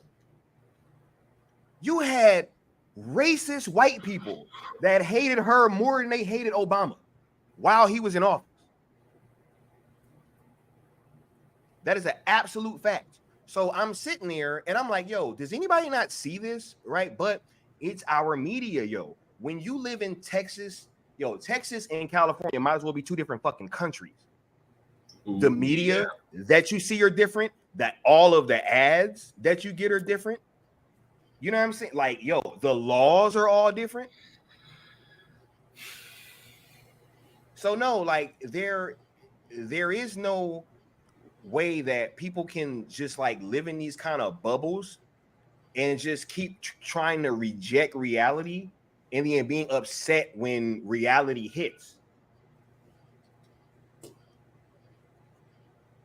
Yeah, no, that's a great point. Like you said earlier, them freaking out, being like, man, this guy's a threat to democracy, but he doesn't have any real power. And then like Bill Maher, I saw, because I watch everybody, man. I watch all sides. Not being American, I gotta to try and understand. That's called being unbiased, and that's called gathering information and then making an informed decision, people. And I'm watching Bill Maher run back. Oh my God, Trump, if he's elected, he's not going to stand down. Bro, but if that was the case, wouldn't he still be president? Like what? And again, I'm from South Africa. Dude, we used to be in like the Lesotho. Well, bro, there have been coups while I was alive. Bro, that's not how a coup goes down. Like, there'd be helicopters flying over and like tanks, and people are like, oh my God, can you believe this? And not to downplay it, but I just feel like sometimes people here, I mean, we talked about it when we watched Civil War, bro. I'm like, bro, that's not what that looks like. I've seen some fucked up shit, bro. In South Africa, I've seen some fucked up shit. And that's not what when the madness of society falls apart, that's not what that looks like. You know, that's play out. Yo, it's almost like how I always make this comparison, right? Because growing up in the hood, you know what I'm saying, you get a lot of different experiences that people might not get, right? In America, be it, you know, there's like typically more fights, more shootings, and all that type of stuff, right? Mm-hmm. But no, like when I went to Iraq, and you know, you start fucking with bombs and shit, and you start having bombs go off and mortars landing and all that kind of, yo, that's an entirely different fucking set of circumstances. Like people in the States don't realize the impact of, like, let's say a drone strike, right? Because that shit don't happen over here. Yep. Right? But could you imagine just all of a sudden you're chilling, and then the next minute the fucking building is in rubble? Yeah. You know what I'm saying? That type of shit just doesn't happen here, right? No. So people get so confused, and they be throwing out these titles, and oh my God, this guy is like Hitler and blah blah blah blah blah blah blah. And it's like, bro, like sitting in their air-conditioned spaces with their iPhones in their hand, with their fucking $15 to $20 a day job or per hour job. Yeah. Do you feel like you're in the Third Reich? Do you feel fucking like Stanley coffee cups with all the accessories with the lead in it? That's why they got those opinions. With the lead in it. But no, that's why I feel like people are not recognizing the significance of what just happened, because we live in a first world country where people think that their opinions are facts and that there's a perceived safety. Yeah. So people have no problem getting online and pretending, or even honestly thinking that in spouting nonsense, like the attempt was like they made a mistake or they should have gotten someone better, like making jokes like that as if it's not a serious issue and someone didn't die, and that there could be like real repercussions for that type of situation. Also, try that in a country that's not as free as America. Try posting things in a public forum saying that you wish they had got the guy, and see what would happen to you. They'd round you up. Facts. The whole fact that we're even here is an illustration of how wonderful the country is. It may not be perfect. We're able to at least pretend like we're voting for somebody that we want to, you know, vote for, right? And we're able to have these conversations. And that's the thing about it, man. They've brainwashed people to the point where it's almost like these people, excuse the noise in the background, these people want us to feel as though, well, actually, I should say this. People are projecting that they want to be treated as though they're fucking babies. Yep. Like, what else do you need from a country, right? Let's say the borders were secure. Let's say, you know, you're able to go get a job. What else do you want from a country? Like, you're able to go get work, and you're able to go to a doctor, and oh my God, it's not free healthcare. Well, guess what? Life ain't free. Yep. Sometimes you got to work. for some shit, and the country's too large for healthcare to be just flat out fucking free. This isn't some small country where that's manageable, right? And you're getting into some. See, that's where we get into the fall of the petrodollar, man, and whether or not that's about that. Oh, that's definitely staged, and that's definitely something that they want. They want they want us to go digital so that they can now further control. But that's my point. Is like, look, you know, people could sit up there, and when I mean y'all, I mean, you know, the little ants of society that pretend as though like they treat themselves like ants. They're sheep when they could be better than that. They could be bigger than that. And I'm not even saying you got to be a celebrity, but just have bigger, better intellect about life, and understand your surroundings and have self-awareness. Your life ain't that bad. The country ain't that bad. The shit around you ain't that bad. Mm-hmm. You know what I'm saying? But we're acting as if we live in a third world country where there's, like Scott was saying, buildings falling everywhere and bullets whizzing around your head. Like, you're literally oppressed. Facts. Yeah. Like, you oppress yourself by searching for negativity online all the damn time. Yeah. Like, if let's say the people that hate Trump, people that hate Biden, they're both sitting there in a cubicle with their legs crossed, with a phone in their hand, bitching all day about the country, while meanwhile not doing anything about it. That's number one. And number two, not realizing that, wow, I'm actually able to just sit here and bitch. Mm-hmm. And my boss hasn't come over and said anything. And I'm still getting paid XYZ per hour. Try that shit in China and fucking see what happens. Facts. Yeah. Try complaining in China. Yeah. Facts. Bro, you said earlier as well about like patriotism. Dude, I've been here I think about 10 years now, and just seeing the shift in, bro, like patriotism now is like a political issue. Where even you can't say that America sounds racist. Yeah, like when did that become a thing where you can't say? I mean, and again, I've been all over the world. America has problems, but dude, they're not like the problems that I'm used to. But if I say, hey man, like y'all got it pretty good here, it's like, what are you, some type of crazy right winger? Like, dude. And the fact that they're able to say that to you, right? Yep. It's like, to even be able to say that. Do you guys think that something was fundamentally like lost? Like this, because what Sky said hit me so hard about, like, it's like you're in two different countries if you're in California versus Texas. Like, it's two different realities. Well, we know it starts with the media, of course, and then it starts with the literacy of said media.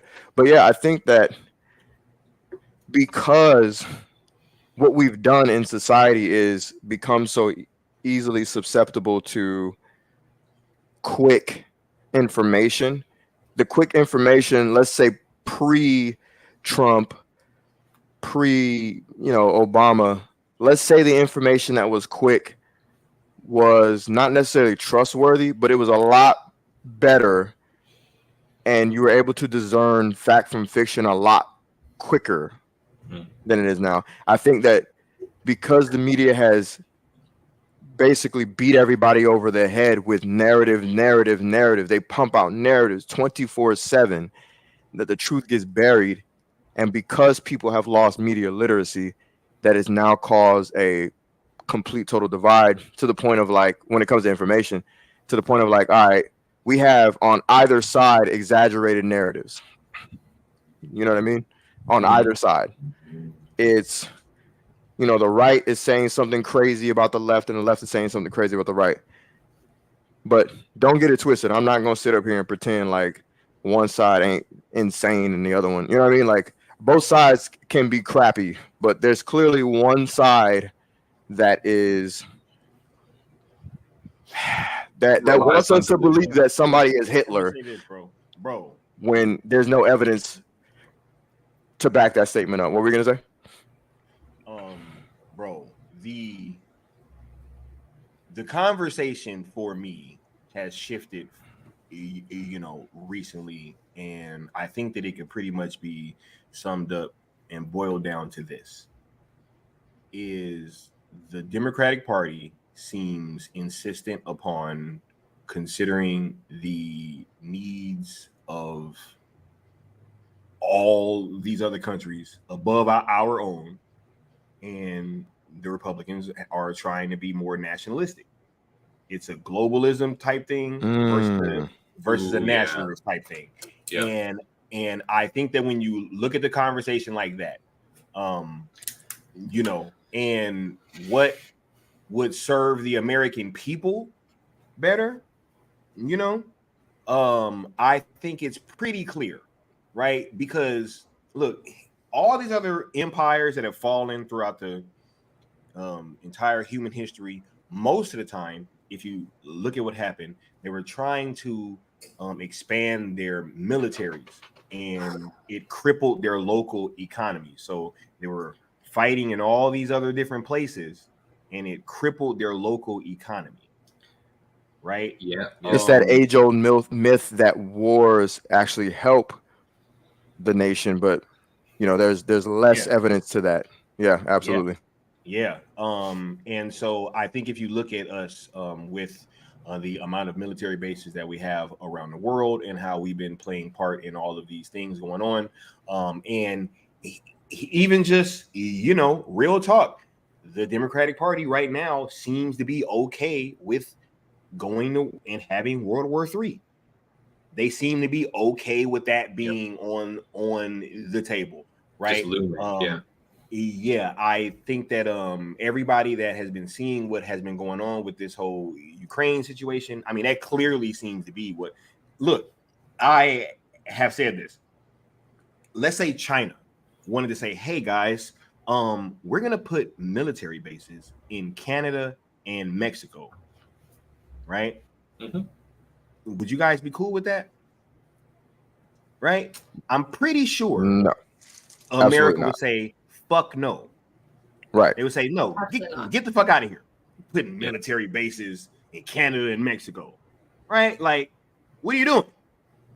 But guess what happens? I mean, or happened. That's pretty much what we've been doing to Russia, bro. Yeah.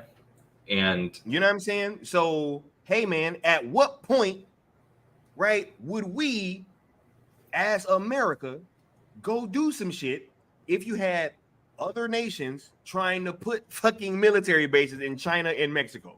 Think about that shit like that and tell me that we wouldn't respond. Come on now. I'm not saying that he the fucking greatest leader in the world. Obviously not. Right?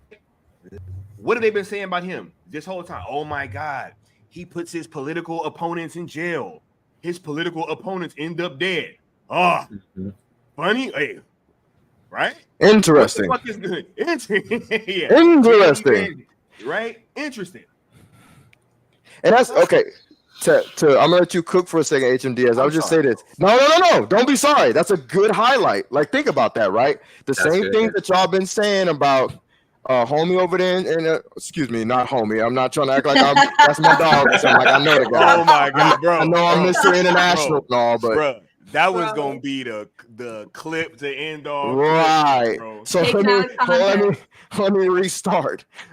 That guy over there in Russia, right? Oh, y'all been saying the same shit about him. All these weirdo things and things that actually make sense about what he does, right? Against his enemies. And hell, even against his peers. You guys see a clear reflection of that happening here in the United States when it comes to this presidency, right? So yeah, good highlight, Sky. I appreciate that. Well, what were you gonna say, HMDS? Because what Sky said was getting me so worked up. I was making notes. I didn't want to miss it because what you just said about they can see it happening overseas, but can't recognize those same patterns here. Like, that's the dissonance. That's the cognitive dissonance. And when you have, not to get too into the Ukraine stuff, but when you're suspending elections, but you're talking about one side fighting for democracy. Well, one side's having an election. The other one has suspended their elections. And this is going to get me, like, I'll probably go and get some pushback on this. But I think most of what you're seeing with these media narratives relies on a captive mindset of people that want to be managed, because the outrage I see from the public here about the political actions of foreign leaders it just demonstrates that they're so unfamiliar with history that they don't realize 100 years from now how the history books are going to reflect this shit. And it's an ongoing thing. They make, when you're in college and you're doing like anything with politics or philosophy, you don't assess history through the lens of our modern outlook, right? That would be crazy. People saying, Right. "Oh, if I was back then, I would have done something different." You have to look at it through the lens of the people that lived that time and what they were exposed to, what they believed, and what they saw. And Right. yet, in real time, you have people now seeing things and separating what they're actively doing for what they're preaching should be done overseas. That's phenomenal. And this is what I'm scared of. Like Peter and I looked at each other when this happened, and both of us just be like, bro, this feels way too close to being like we're back home. Because what Scott said about what's going on with like the Democratic Party, when you have a party that can have its party members set aside the actions of their party, even when they contradict their basic tenets, it just reminds me of in South Africa, the ANC has been the single party since we became democratic, right? And yet every election cycle, they can sit there and you'll have people saying, hey, they're not living 3 decades of them not living up to their promises. People don't have electricity. People don't have fresh water. My dad does not have fresh water every other week. Like he's in the hospital getting a surgery, and it's better for him to stay in the hospital because he doesn't have water running back home because the country's just being run so poorly. And yet they can go into election cycle and be like, yeah, but if we don't have control of this, it might get out of hand. It's like, bro, the evidence is that y'all have it out of hand. And like, again, people just set aside the logic. It doesn't matter. So that's what I see. That's what freaks me out. And then the question I have for you two is, bro, what do y'all think the sides are? Because I'm not convinced it is even just a Republican Democrat left versus right thing. Because what you said earlier about the kind of narrative that'll come out of this, bro, and people knowing and banking on Trump being put in jail, bro, I would argue if you're a delegate or you're trying to run for president, you don't run against Trump as a Republican unless you've been told he's probably not going to be able to run for president, right? Like, why would you do that when you see the polling for him? Like, and you have like Haley and DeSantis and all these people being like, I'll throw my hat in the ring. Why would you burn through your election cycle card? And I know people say it's because they make money, but yeah. But unless maybe you got promised that he won't be there come election time. Yep. Yo, yeah, and let me also clarify that because I don't want to just like throw my hat in and be like, oh my God, I'm some fucking Republican right now. You know what I'm saying? But no, I do think that what Donald Trump has represented has been very, very different in terms of what we get from our everyday politicians, right? I think that a lot of this stuff was probably supposed to be happening in 2016.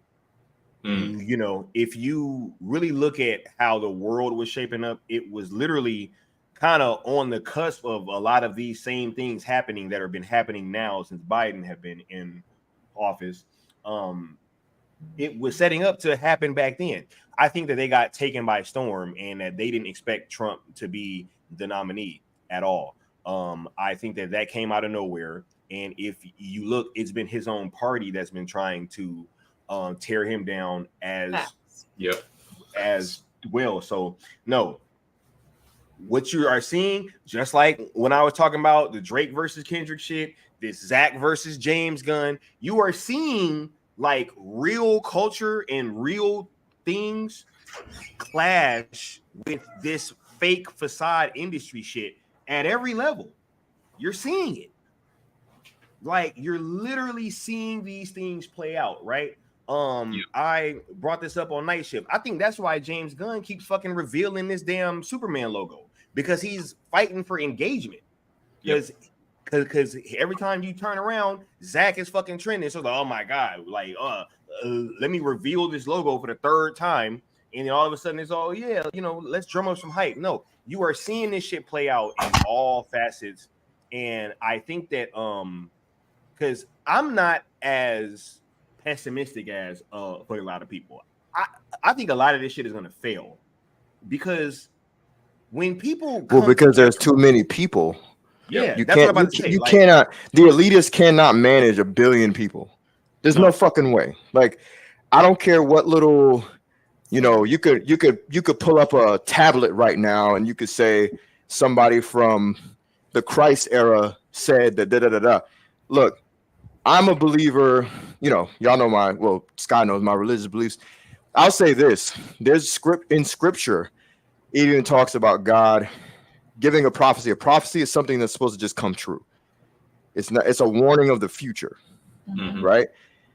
In scripture, God has taken back his own prophecy, something that was supposed to happen.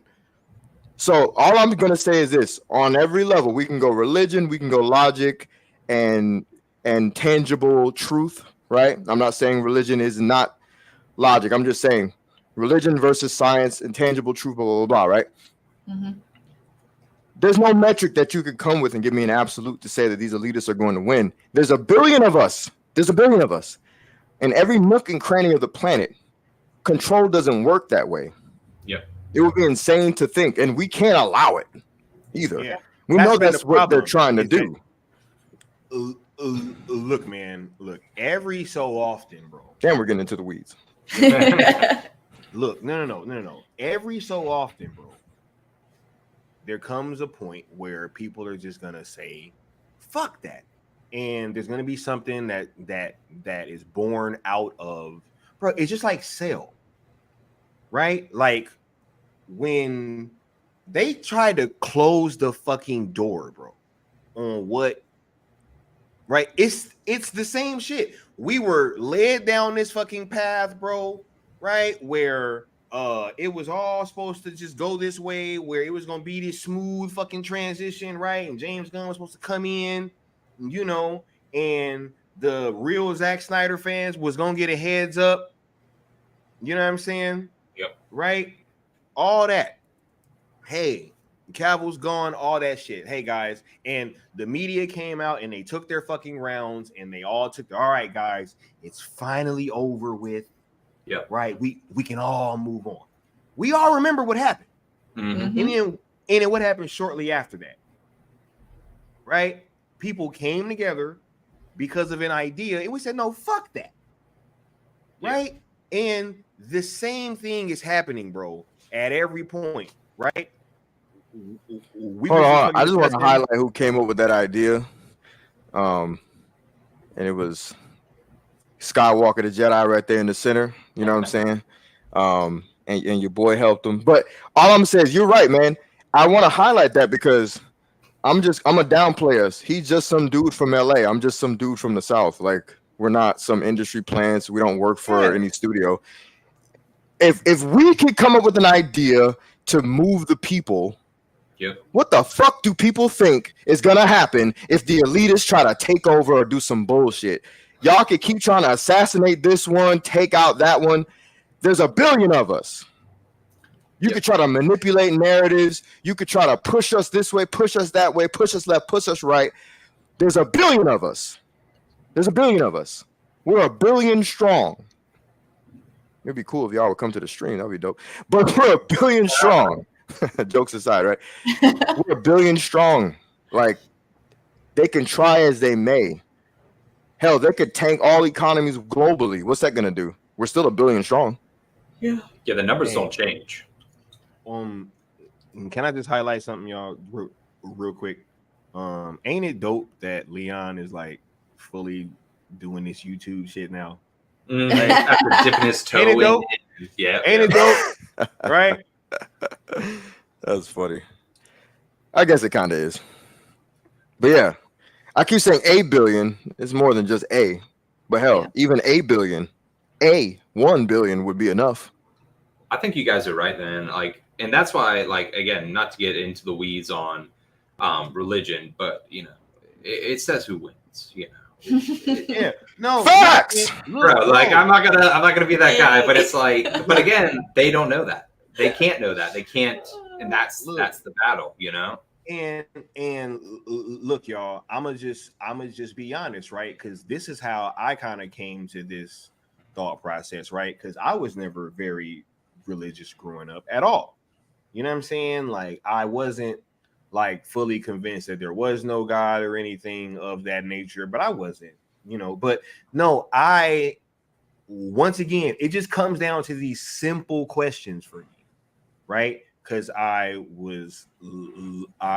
had been looking at the state of the country, and people were like, yo, we shouldn't have religion kind of part of our national identity anymore, which it had been up to that point. And I'm like, okay, are things getting better objectively? And the answer was no. Minus religion, right? Yeah. So right. if the further that we move away from this thing, the worse off that things are getting, then maybe this thing that we're trying to get away from isn't so bad after all. Did you get what I'm saying? No, 100%. 1,000%. And because like I've seen, because I remember having to do the Pledge of Allegiance at school every day.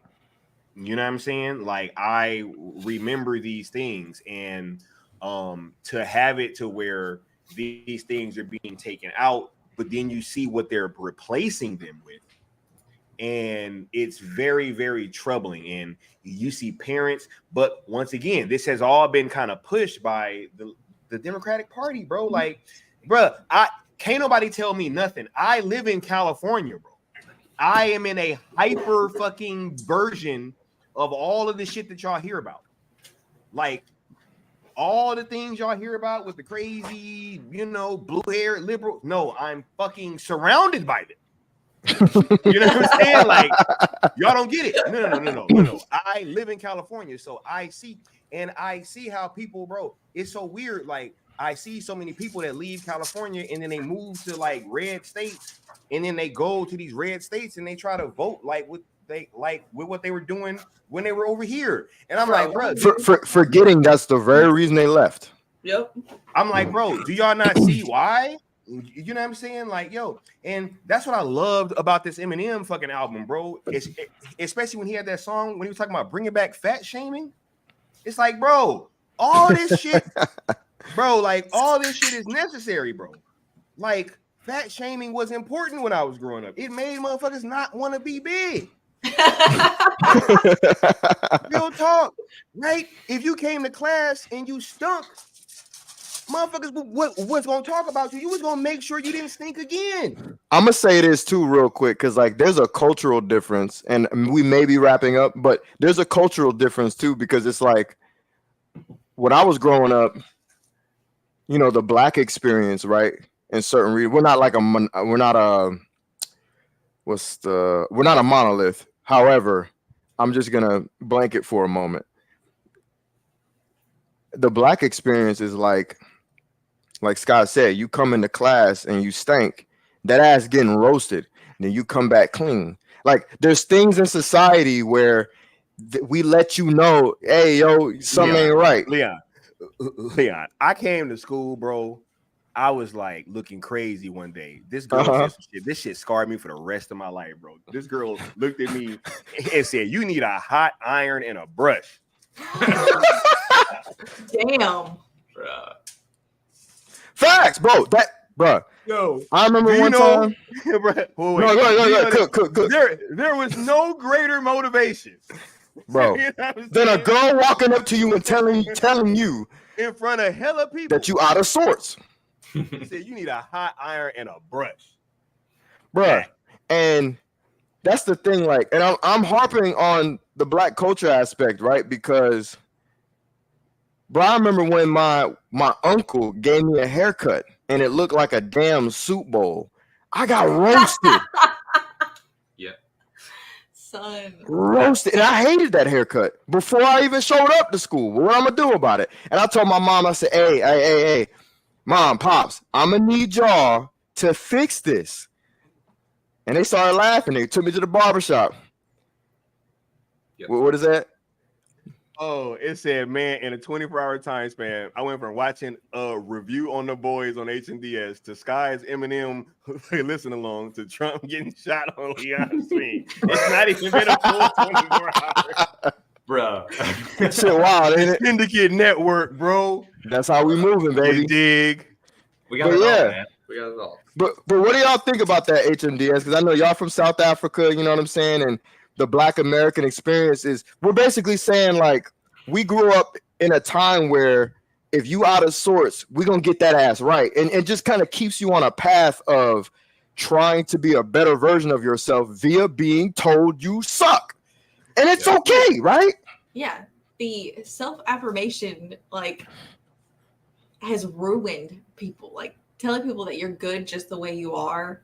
Right. You should embrace that, and that people should accept you for who you are, and that you should find groups of people that accept you, has ruined society, like just people in general. That, and bro, what you're talking about with the Black experience, see, what you're saying is important, because to go back to what we talked about with this thing about globalism versus nationalism and the way that that's being framed. I'm from South Africa. I grew up around, like, mostly Blacks. It's a mostly Black country, but we have 11 official different languages, right?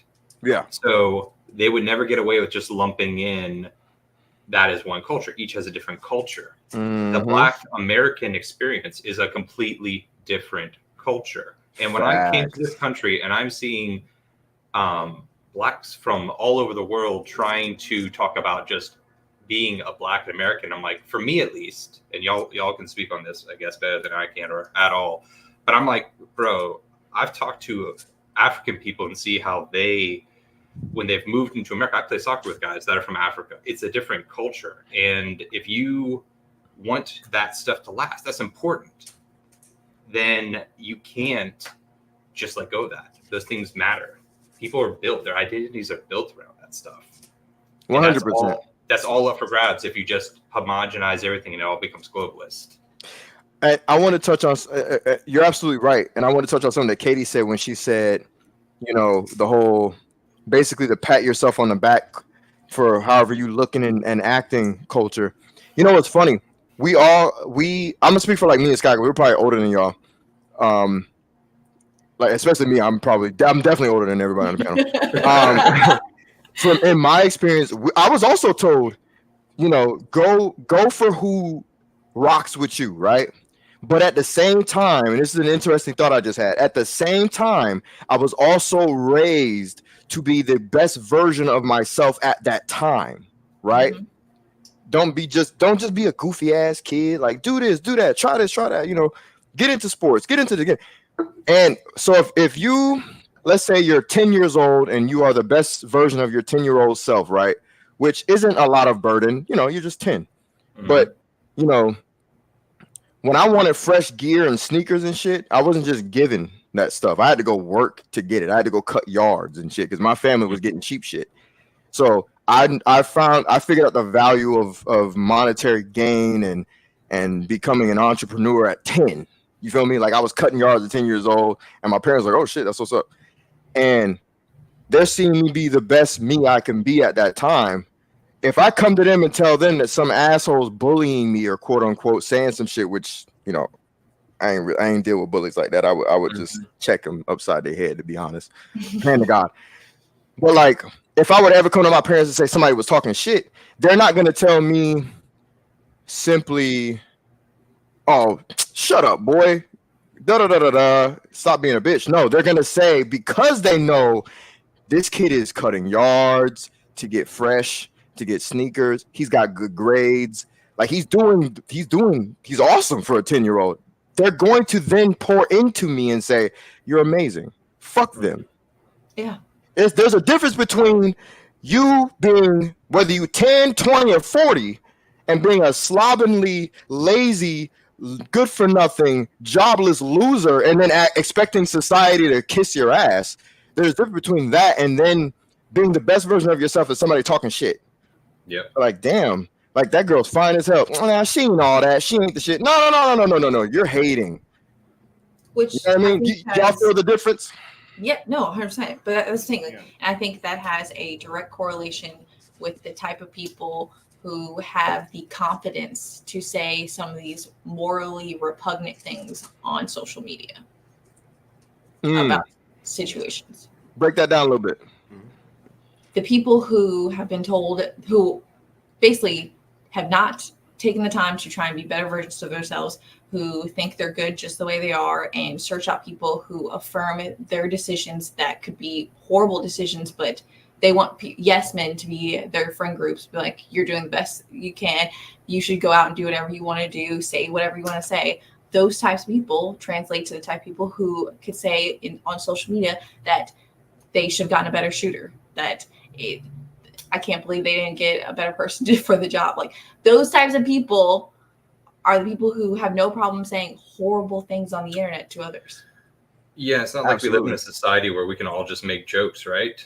It's not like we live in some comedy stand-up society where everything's on the table. You can just say whatever you want, because if that shit went the other way, bro, you'd have a knock at your door. Yeah. Yeah. I'm gonna add this real quick before you say that. I'm gonna say this. It's almost like the so-called misfits of society have taken over, actually, too, if you think about it, because people can sit up here and say white people suck all day. They can say straight white males suck all day, and everything's fine. Or handsome people suck, right? Like this tall, handsome person who has money sucks because they're tall and handsome. They have money. This woman who's beautiful and attractive and skinny, she sucks, blah, blah, blah, blah, because whatever. But you can't say anything about the opposite. What were you going to say, Katie? No, it's like people in general suck. Like 100%, right? Overall. Like, trying to make overall specifications of like, or generalizations of groups of people, and then expecting people to read between the lines is lazy and ridiculous. Like, trying to say that, like, as a woman, trying to say like men suck, is lazy and redundant. Like, and then trying to be like, well, no, you get what I'm trying to say. Like, you understand. Like, that's very well said. I don't know why I really love how you said that, because that is what it is too. It's like you're saying, you know, white men are trash, or just men are trash, and then like everybody just claps, and it's like, I need context. Yeah, like what do you mean? What do you mean? Right. Like, I need specifications. Like, obviously, not all white men suck, but then but you're supposed to, as society, allow this person to speak their truth and get away with that. Scott, you were getting ready to say something. Apologies. Nah, it's all good, man. I just wanted to share this story because you know, when this conversation first started kind of going this way, and we were discussing people not trying to be the best versions of themselves, and everybody just being okay with like how they are, right? And I wasn't gonna share the story. When I was in high school, I played basketball, and football too, but for this story, it was basketball. And when I first got on the team at my high school, I was like on the end of the bench, bro. You know, end of the bench. Wasn't really playing much at all, you know. And my dad started like working with me. You know what I'm saying? We was working like after practice every day. You know what I'm saying? And he could have easily been like, "Hey, man, you know, it's fine. Like, it's the coach's fault, right? Like, you know, it is the coach's fault, and you know, he should be playing you guys more, right? He could have easily done that, or tried to say that, but no, we went and we worked and we worked, and then when I got my opportunity, I ended up, you know, being one of the main players on the team for the rest of the fucking season, bro, and won most improved player at the end of the year, right? So there are things. Oh, sorry about the sound. Oh no, it's all good. There are things that are always going to be on the other side of your comfort zone, right? And I knew that things was fucked up when we live in a society, and I actually said that on purpose, but we live in a society where I was, you know, almost being forced to call Lizzo beautiful. And I'm like, bro, like, I don't think she's beautiful. You know what I'm saying? Like, but no, they'll try to force motherfuckers to be like, no, you have to say that. And it ain't even nothing against her, but it's just like anybody that you're trying to force me to say is beautiful. It's fucking weird. I get what you're saying. It's like we're allowed to have preferences, and we're allowed to think that this one's beautiful. Because if that's the case, like I should be able to get any woman I want. And if someone tells me no, then I get to cry about it and have a ton of people in society say, hey, Leon, no, you're the most handsome guy ever, because that's the rules now. That's the Brave New World stuff, man. It'd be so rude of you to reject them, huh? What if my pronouns were King, Emperor? What if mine were Batman? You know what I'm saying? Call me Batman. I'm just saying, man. I identify as a rich white man. Billionaire. There's all types of things, bro, like where this country has just been recently just kind of going off the fucking rails, bro. And with me living in California and being in such like a hyperized version of this stuff, it's tough because like I actually see and encounter this shit on everyday basis. Every day I'm dealing with these things that you know are being perpetrated on the rest of the country. So hey, he said, as Syndrome would say, if everyone is beautiful, no one is beautiful. Facts, right? But for real. But what you said earlier, like, not to loop it too much into the Snyder stuff, but doesn't it feel like there's like a terror about people coming together and speaking their mind, that it might upset the apple cart and change a very clearly manufactured narrative? And Absolutely. It's everywhere. 100%. Yeah.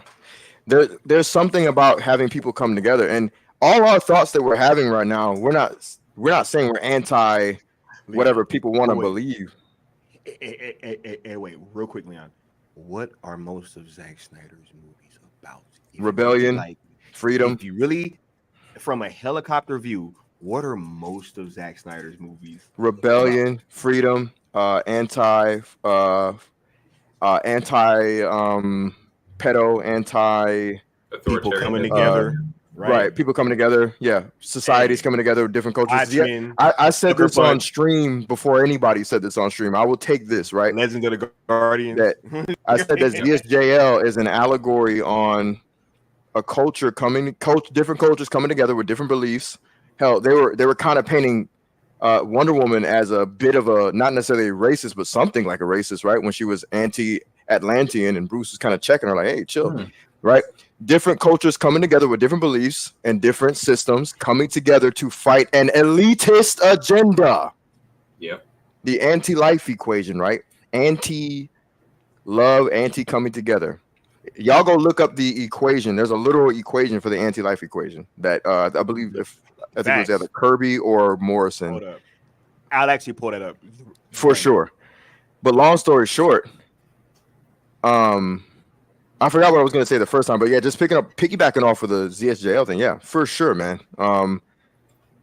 What was your question, Andy? Because you said something. That's what sparked my thought again.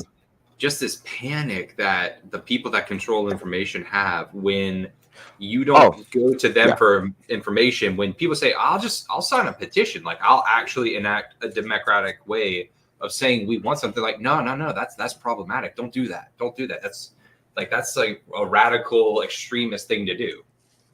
Right. So yeah, to answer your question, we're pretty much cooking on it, but yeah, just the whole idea of, again, because I was giving a caveat and saying like, look, we're not saying like if you have pronouns out there, how many of us, y'all know that chick that used to rock with us that betrayed us, right? Fuck that bitch.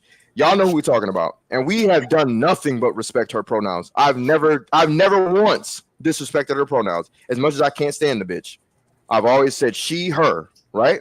All day, every day. So I don't care if you guys, whatever you believe you are, whatever you think you are, whatever you want to be, do you.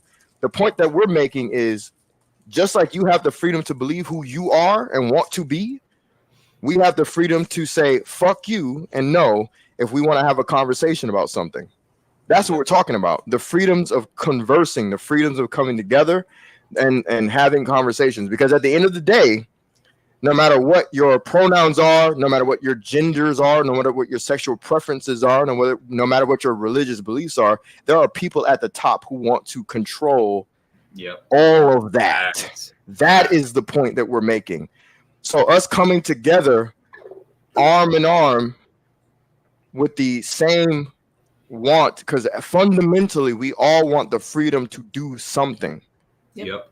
Right. And usually it is positive. Right. No matter what, we want to come together to be positive towards our goals. We come together to stand strong against those that will want to take away our freedoms. That's the point. That's literally the point. Hey, ain't it crazy how in ZSJL you can see that the difference between that scene with the history lesson, how it was fucking different, because in ZSJL Zach showed all of mankind coming together, like literally facts, and the Asians, everybody like was coming together. Super melanated people. There was Asians. There was, you know what I'm saying, all over the place. Versus Justice League when it was just Justice League when it was just Justice whites and Asians, I think. no, it was just whites. No, it was just whites. Yeah, fact. But I got the anti-life equation, bro. Oh yeah, put that up. Oh wait, no. I was just gonna read it because it's like, oh yeah, gotcha. I had to go to Reddit. You know what I'm saying? It is loneliness plus alienation plus fear plus despair plus self-worth divided by mockery divided by condemnation divided by misunderstanding times guilt times shame times failure times judgment. N equals Y, where Y equals hope, and N equals folly. Love equals lies, life equals death, and self equals dark side. Shit. You hear me? Damn. God. Thank you for finding that. And that's why when I did my review, I always do my review on ZSJL to say that, look, there's a deeper understanding and deeper meaning that needs to be had on that movie one day. Because, yeah, like, that's what they're trying to do to us now. Mm-hmm. What were we going to say, Andy? That's awesome, dude. Because I know that we've been talking about doing some stuff upcoming, dude, and that should be one of the ones we do on the effect of that and what we like see and watch. Just that. I don't know if we're going. Hey, are we going to still be canceled? You know what I mean? Who's not going to get canceled after this fucking drinking, bro? Hey, on my channel too, that's trying to grow. Here's the thing too. I don't give a fuck. That's the difference between me and these other people. I don't need this shit. Guy started the channel. I don't need this shit. The burner channel. Hey, this is my burner channel now. Yeah, facts, right? But yeah, like I don't need this shit like that. And I believe that everything we said isn't cancelable. Like we've literally said, everybody has the freedom to move how they want to move, but it's all about how a person would spin the narrative. You dig? Yep. I'm for all people doing whatever the fuck they want to do as long as you're not hurting other people. And like what Sky said about, you know, that narrative about like what are Snyder's movies about? Man, I just saw a thing about how we shouldn't use the term Jedi because it's problematic from Scientific American. And I just thought to myself, like, bro, they hate our stories of good and evil. They hate it. And so it doesn't matter if you're trying to tell like a Superman movie or like, it doesn't matter if it's something with the Jedi, it's all got to be broken down because you can't just have what we all know to be true when it comes to what's right and wrong. Yeah. I'll ask you guys a question. So why do you think it is that they hate these stories of just plain good and evil? Because it doesn't allow them their morally gray area to do what they want, which they know is wrong. They need to be able to convince. I don't want to say society, but society. They want to be able to convince society. Very low IQ people that there isn't a difference between right or wrong. It's how you look at it. Mm-hmm. I don't disagree, Katie. But go ahead. I'm about to sound like a tinfoil hat wearer. Go ahead. Go for it, bro. I hit think the there's like, power. everybody. I think there's power in depression, man. Yep. I think in demoralization, and we all know how we feel when we see triumph, right? When you see someone anti-life equation, bro. That anti-life equation. When you see someone triumphantly do something, it gives you goosebumps, right?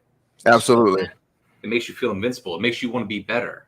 When you say that that's not good, or it's ableist, or whatever excuse you need to do to stop people from resonating with the best they could be, then you get a demoralized populace, and they will swallow anything, because truth doesn't matter if you don't feel good telling the truth. Now, does it?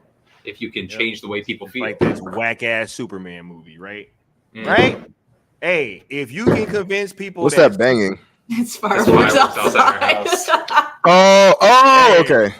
Not ours, not ours. This ain't the right day. Real life, bro. I was like, what? I'm over here like, bro. Yeah. You're like the Civil War started. HMDS is in the trenches. It has begun.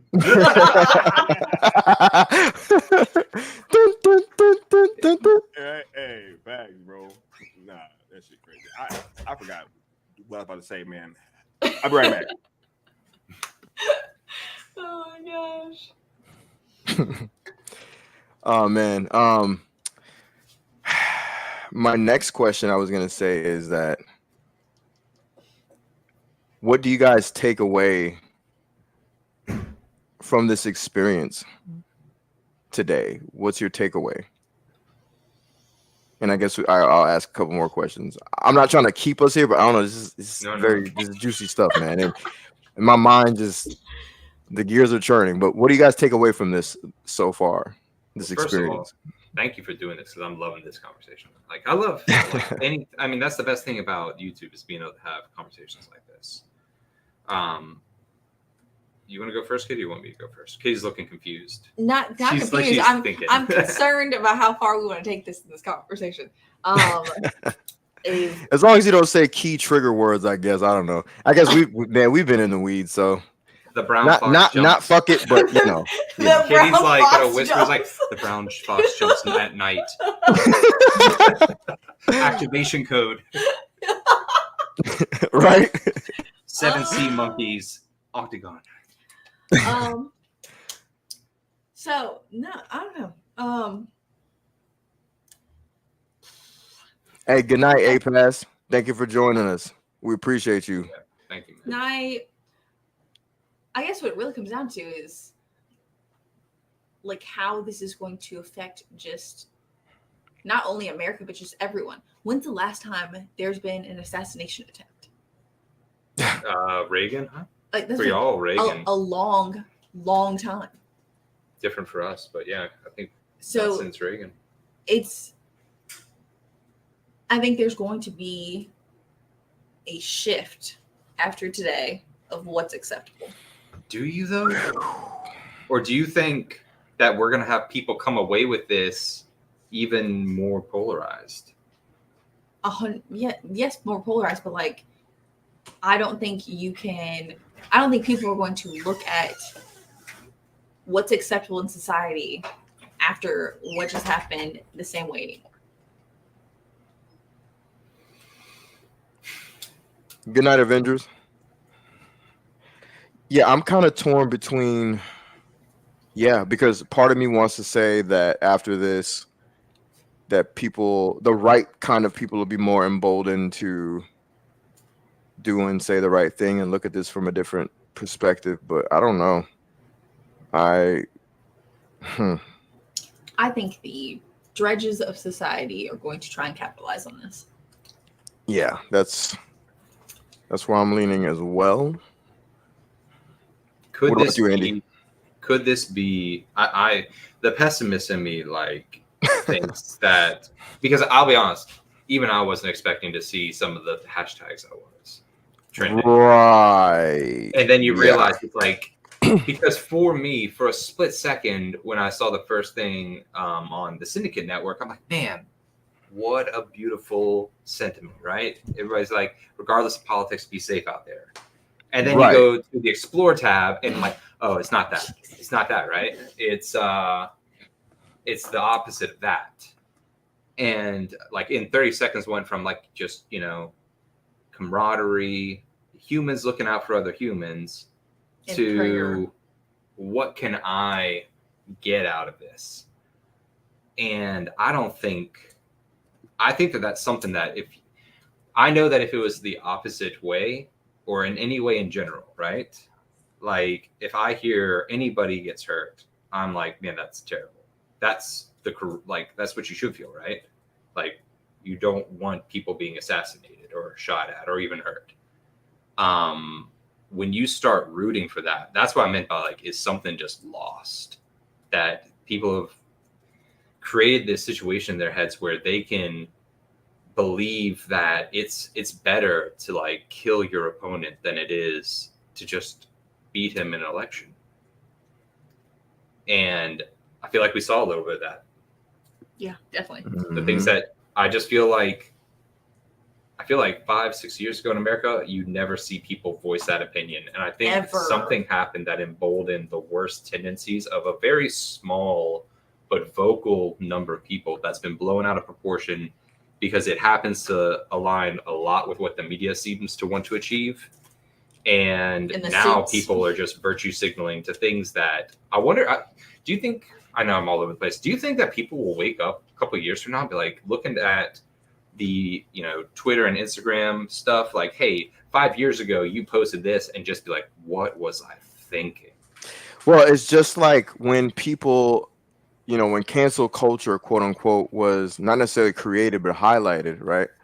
Mm-hmm. When cancel culture was highlighted, it was everybody against pretty much if you were perceived to be like a right winger or of some sort. You know, we're gonna dig into your past and see that you know, were an asshole and you said something weird, whatever. Now it's like this person that, you know, tried to take out Trump is he's obviously left wing. So, you know, it's like, do people on the left then say to themselves, okay, this is too much, right? Is this, we have become the thing that we're talking about.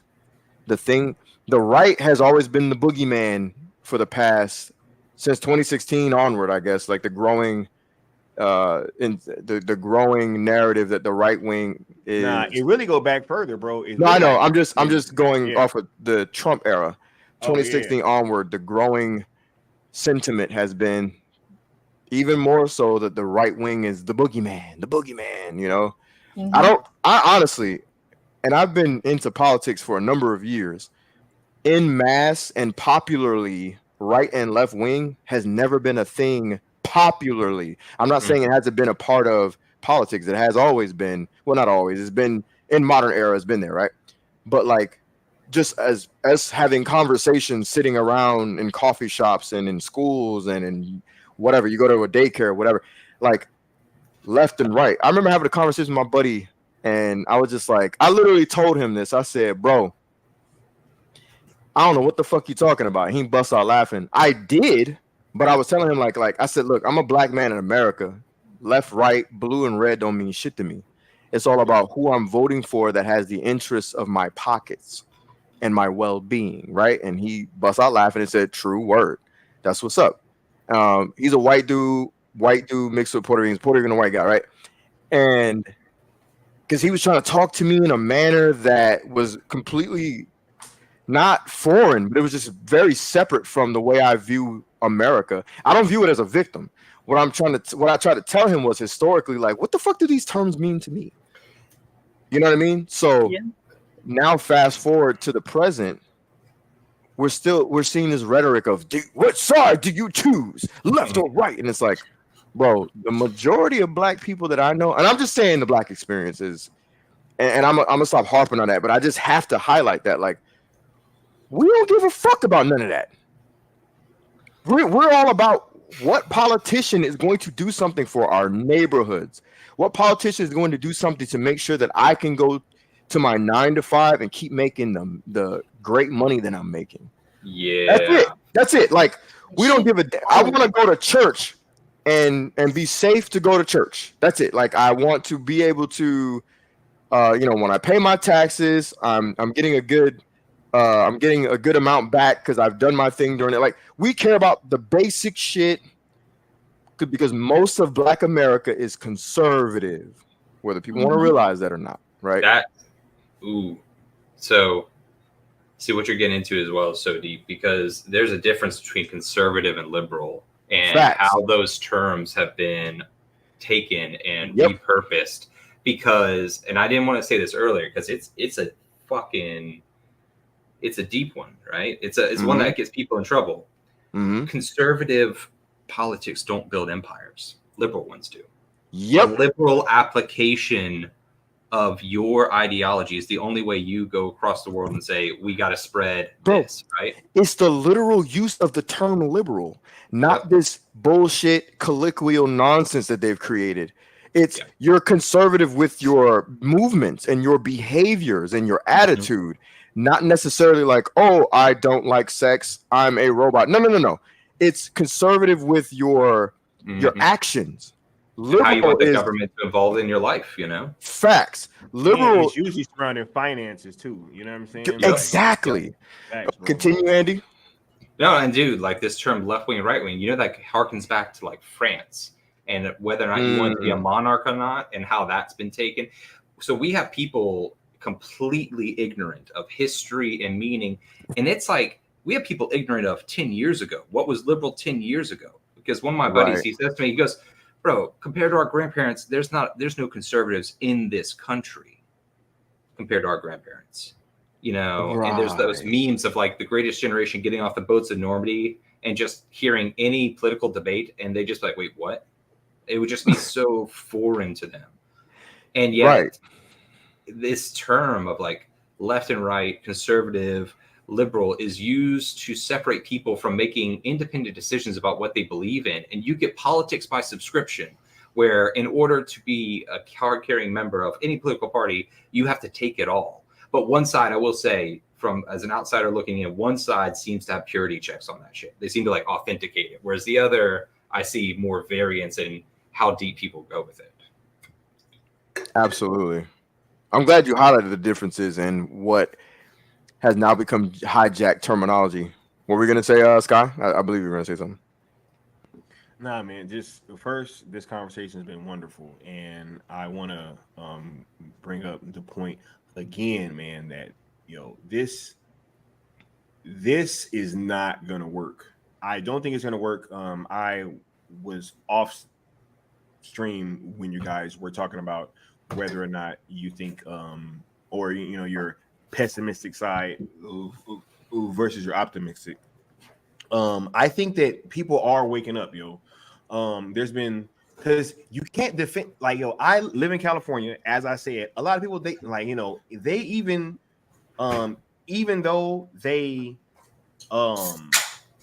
won't admit that they voted for Biden, you know what I'm saying? Like, they are still kind of seeing what is happening, and I don't think that you can have a situation like this play out where there was an attempt on this man's life, because I also don't get too caught up in these comments and stuff either, man.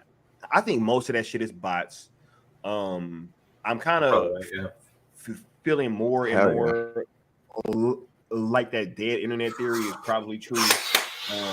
Y'all can look into that if you want. You know what I'm saying? But yeah, like, I just don't even think that this stuff is real, man, because most people don't comment. Like, most people that I know that's on social media don't even be commenting like that. You know what I'm saying? And I know, like, shit, everybody is that I know is on social media.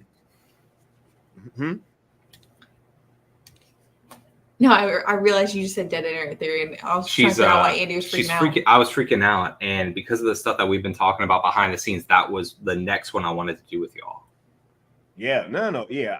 I'm already a little bit into that, because just there's all types of websites that you just can't reach anymore. See, I'm gonna start blocking motherfuckers, man, because which one of you liberals missed? Damn it! Oh, you miss. He survived. Yo.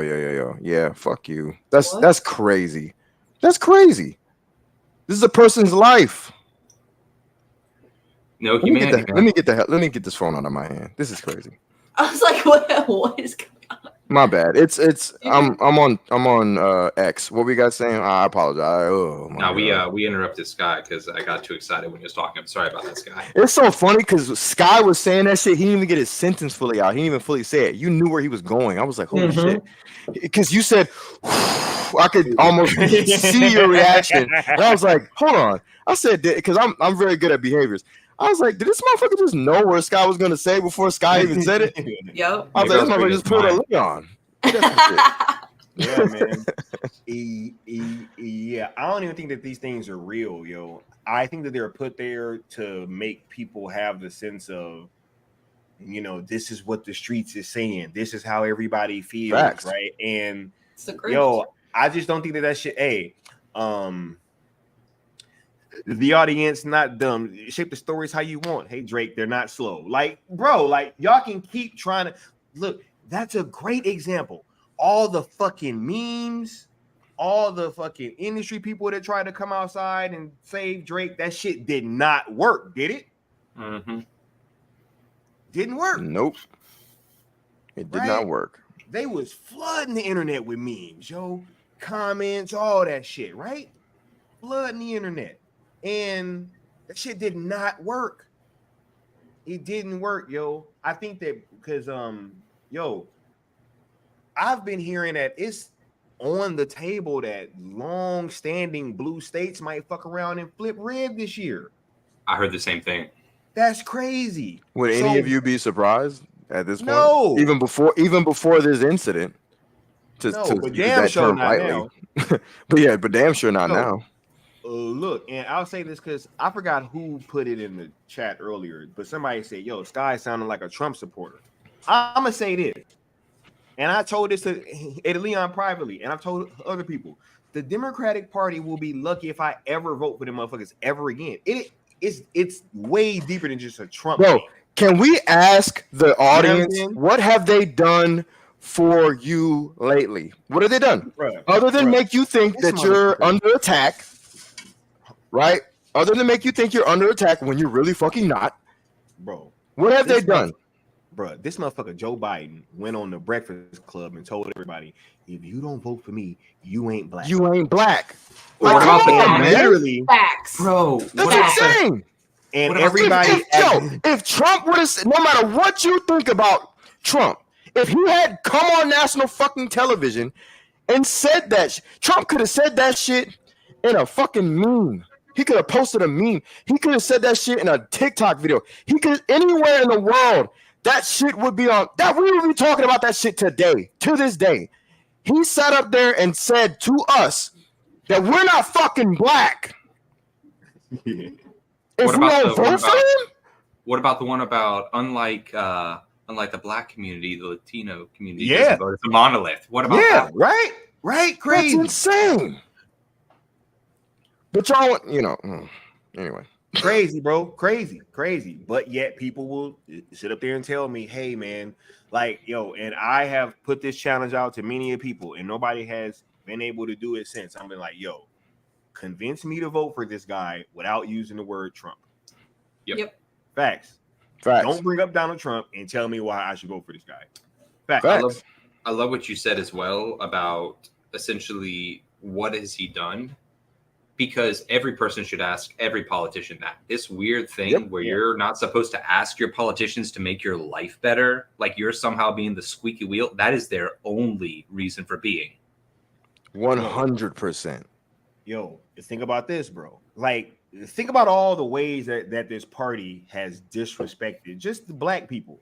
Because they know that motherfuckers that is going to go vote is usually going to go vote Democrat. You know what I'm saying? Yeah, but no matter what. Blue, no matter who, right?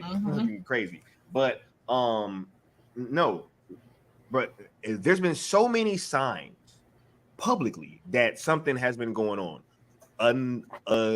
Another one that I pointed out was that Ice Cube situation, right? Where Ice Cube had his little contract with the black community, I think it was called, and he was trying to meet with both of the candidates. Trump was willing to meet with him and have that conversation, And do you want to know what Kamala Harris said to him?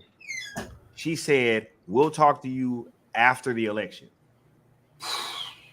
Right? And then yet you had black outlets and everybody trying to bash Ice Cube for meeting with Trump when Trump was willing to have the conversation. Biden and Harris weren't willing to have that conversation. Pretty much told him to fuck off and come back after you vote. Right? So yeah, man, no. Like ain't no way of getting around this, bro.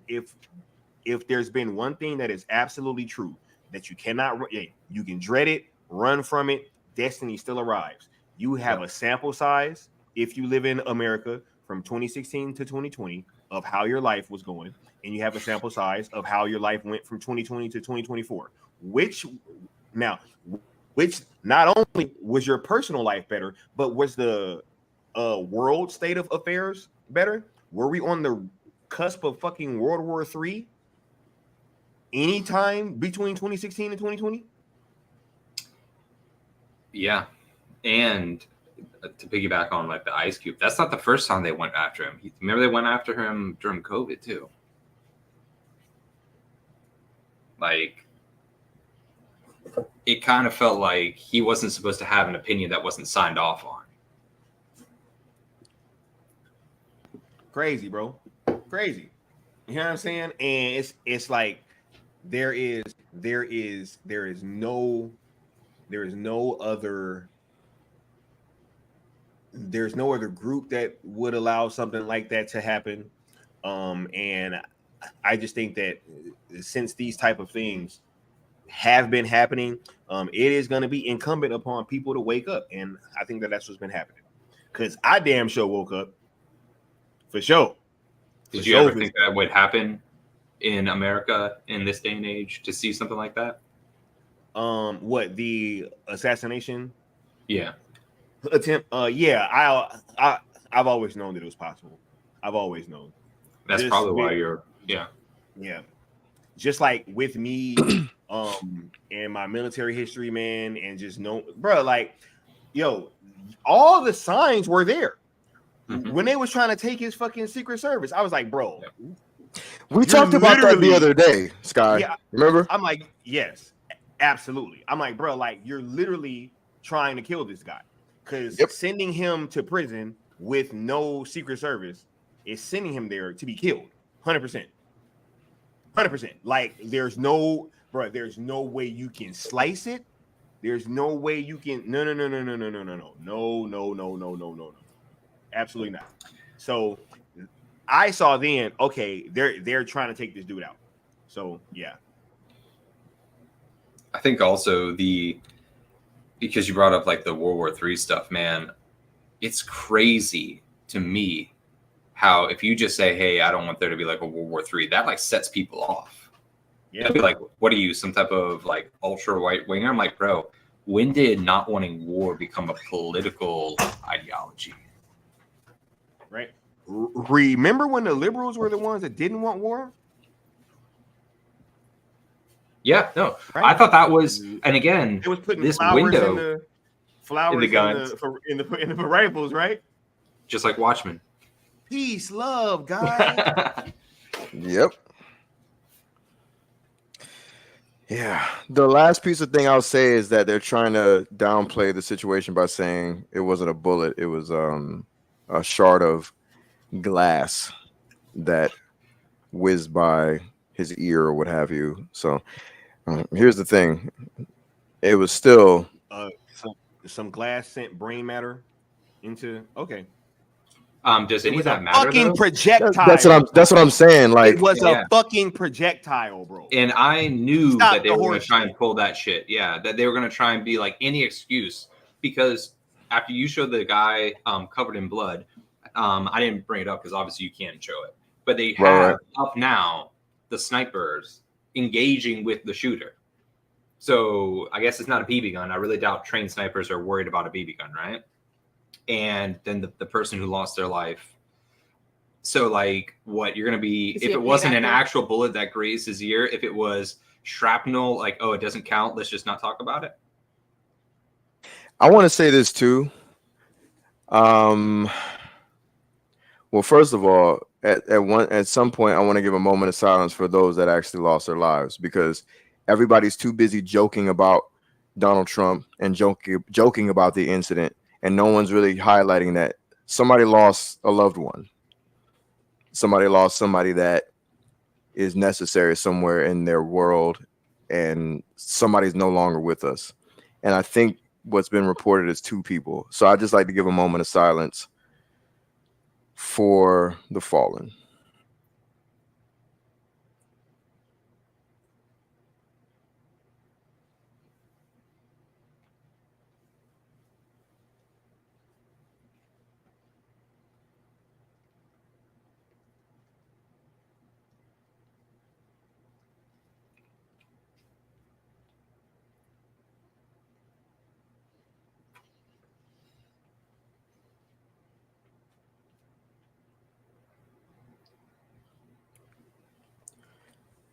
So yeah. Yeah, because I think it's not lost on us. Hell no. Hell no. We were damn near in tears earlier. It's not lost on us, but that's the crazy part about all this is like I keep circling back to the religious behaviors of people when it comes to this situation. The situation is crazy. This isn't a joke. People died. And to sit up there on social media and the first thing you say is you wish they didn't miss. Well, they didn't fucking miss. They killed someone. They killed people. Can you imagine hearing that comment if you're one of the family members that Facts. is missing someone? Facts. Like, they didn't fucking miss. They hit people. You insensitive motherfuckers. but will you see, again, it's like, will you see that condemned? Probably not. Right. Well, unless we have some more info, I think we can start winding down. Everybody put your last questions, your last comments, any sort of opinions you want to say in the comments, and we'll touch on it as we're rolling out. The panel, you guys have been amazing. When I first started thinking about this, I was on the phone with somebody from the syndicate, and like she showed me the whole situation, the Trump thing, and I was just like, what? It's crazy, whatever. Because I wasn't in the chat at the time. Like I said, I was shopping earlier, and then I was like, I literally told her, I was like, I kind of want to talk about this, but I don't know, because I'm not the guy eager for clicks. I don't give a shit, like whatever. Mm-hmm. So it wasn't for that. So I was like, if I can't say something of importance, I'm not just gonna get up here rattling off nonsense and just talking for clicks and views. I don't care. And then, I was talking to Sky, and then I hit up you guys, and I even told you guys. Remember, I said I don't give a shit about the numbers. I literally DM'd you, and I was like, I don't really know an angle other than we're just gonna talk about it, and I'm just not that guy. I think that's lame, because it's a serious situation.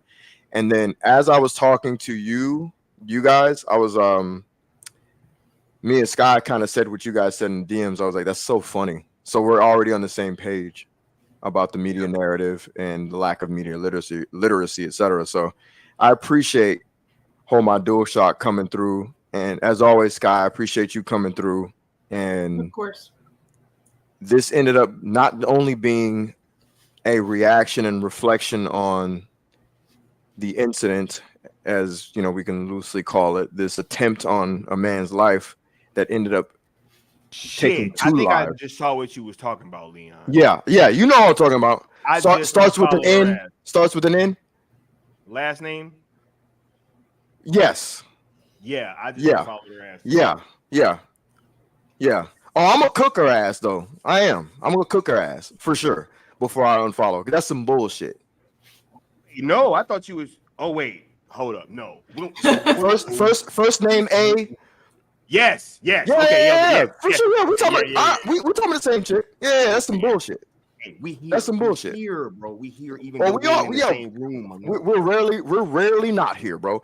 But so that being said, man, like I was like, who the fuck is he talking about? Yeah. I'm sorry. I was like, bro, and I you were curious as fuck. I was like, oh shit. Yeah, it's this. Yeah, man. All right, good. That's bullshit. So I forgot what I was saying. What was I saying? Oh, we ended up discussing something deeper. I mean, the whole thing is super deep, but we end up extrapolating essentially the whys and the hows and the whats of a lot of different things. And it's like, look, we're not saying believe everything we're saying. Just go do your own damn research. You know what I mean? Like that's kind of the point. Yeah. Not even kind of, that's really the point. Don't just believe what we're saying. Look at different points of view. Don't just look at CNN, MSNBC, and all the rest of these networks. Actually do a deep dive on politics and things going on around you and things going on and narratives that you see. Don't just believe everything you read and hear. You know, do your own research. And for God's sakes, God forbid something like this happens again. Yep. Don't be a meme. Take the time and step back and say, people are hurt, people are injured, and people died. That means something. That means something. You know, so I appreciate you guys. Yeah, this is beautiful. This conversation. And probably necessary for somebody. No, most definitely necessary. Because I feel like we went even like no, sorry. No, I was just saying we went way deeper than just the current situation and the fact that people really need to open their eyes and look at multiple different points of view before just listening to any platform or news outlet or even their friends. Yeah, and I, for one, and like when you first said, like, yeah, no, let's talk about it. But until we started getting into it, I didn't know what I was like truly processing, if that makes sense. And getting to talk to you guys, it allows it to kind of form and have a better understanding of what you're thinking right now. Yeah, absolutely. Yeah, I want to thank Leon for doing this stream. Because I was gonna go live. I was like, bro, one of us was gonna go live. You know what I'm saying? And as soon as he said it, I was like, yo, that's fucking dope. Because there's just no way that this conversation couldn't be had. It had to happen. These things, just like as you guys see, when something like this happens, usually the first set of news that you get that comes out is usually like false, right? Because things are still happening. As you see, the death toll has possibly risen since this stream began, right? So the minimizing of this situation at any level, I think, is despicable.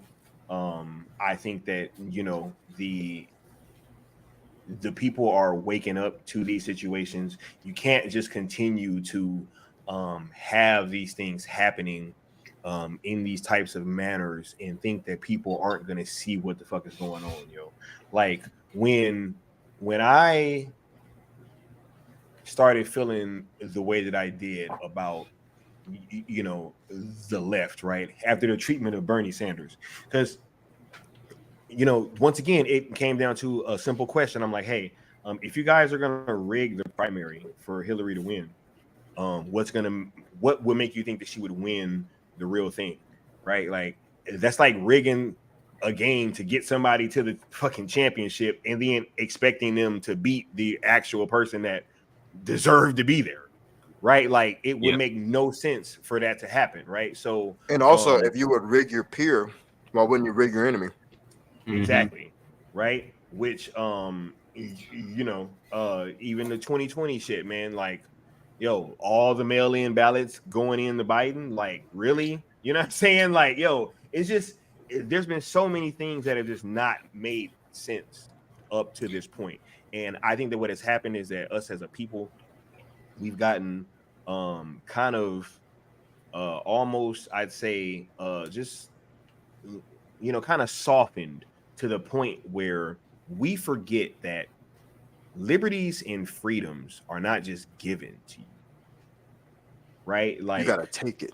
You have to take that shit, right? Yeah. Like, this country was founded upon us taking our freedom from a tyrannical presence, right? Mm-hmm. No taxation without representation. You know what I'm saying? All that fucking type shit.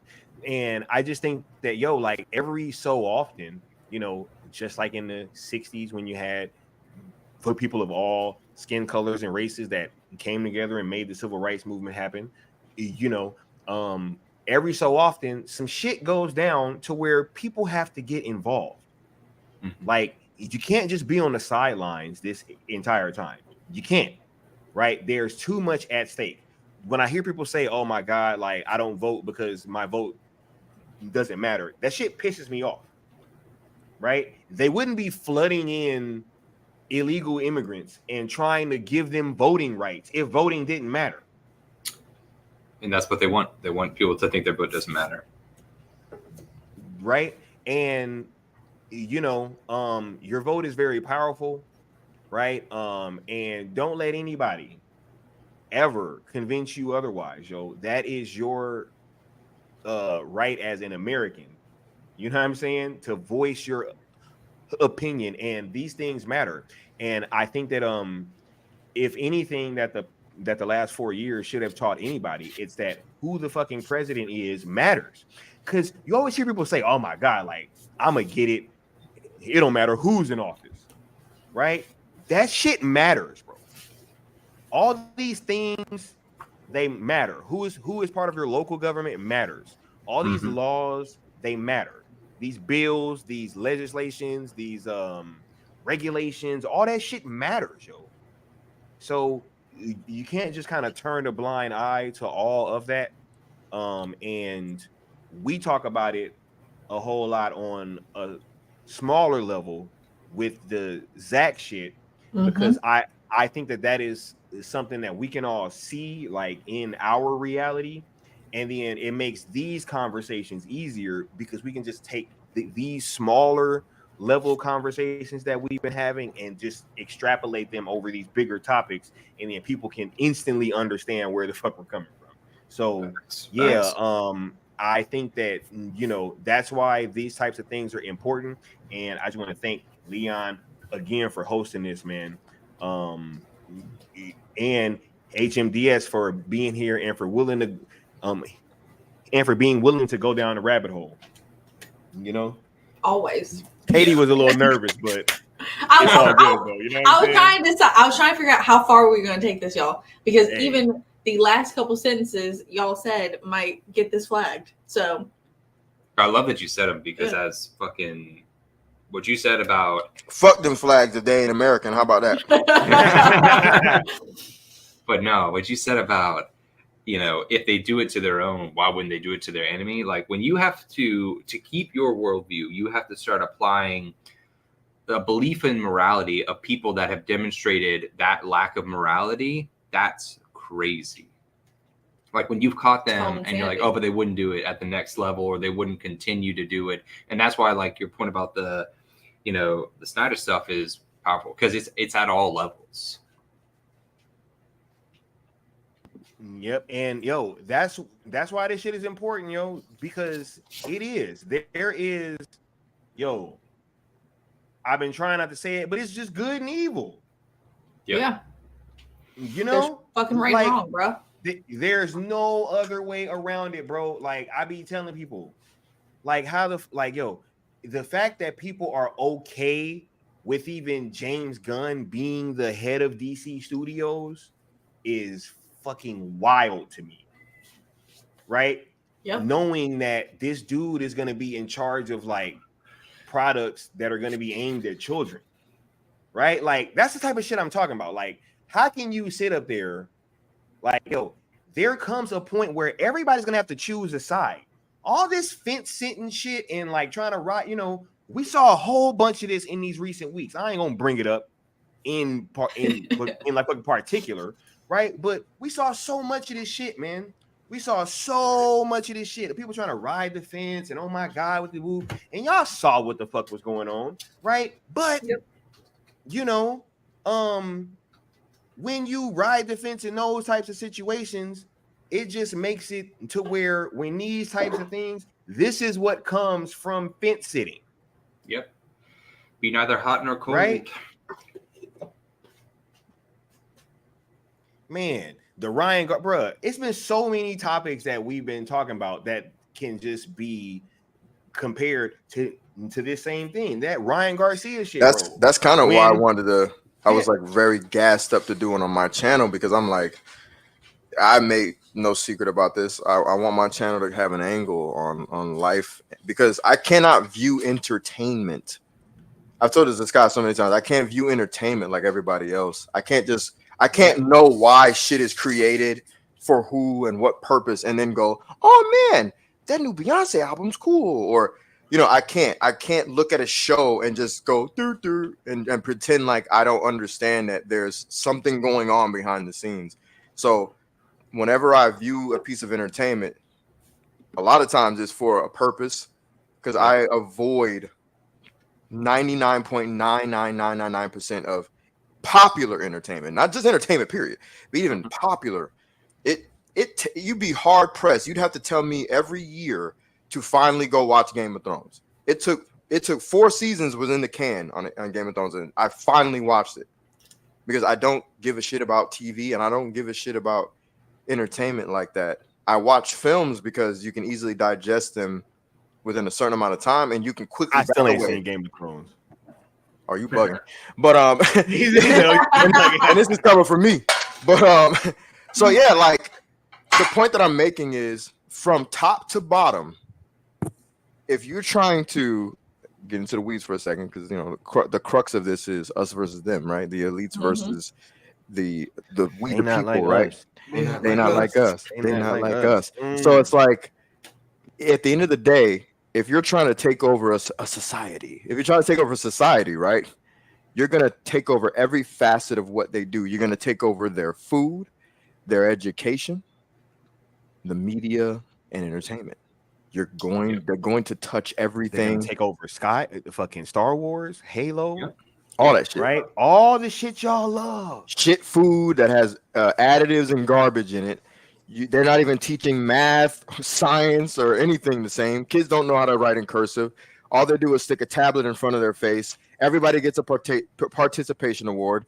There's no real we talked about this the entire stream. I don't want to get into the weeds on a tangent, but y'all get what I'm saying, right? It's at the end of the day, no matter what you guys believe, at the end of the day, this incident should show you that we're all people, and it should always be us versus the establishment. The establishment should help us, not hold our hands and baby us. The establishment should lay opportunities before us, not present traps in order to hold us down. So with that being said, I'll bid you all adieu. Anybody got any little things they want to say? I know we've said a lot. No, just thank you so much, man. Yeah. Thanks for having us. Have a good night, everybody. For sure. Hey, first they call you crazy. Then they try to cancel you. Yep. Then they try to lock you up. Mhm. And then. And then. Well, good night, everybody. Thank you for joining us. I appreciate the chat. I appreciate the live stream. I appreciate those that are on Twitter X tuning in. Y'all been great. This is the Syndicate Network. This is the New Geeks. Bang.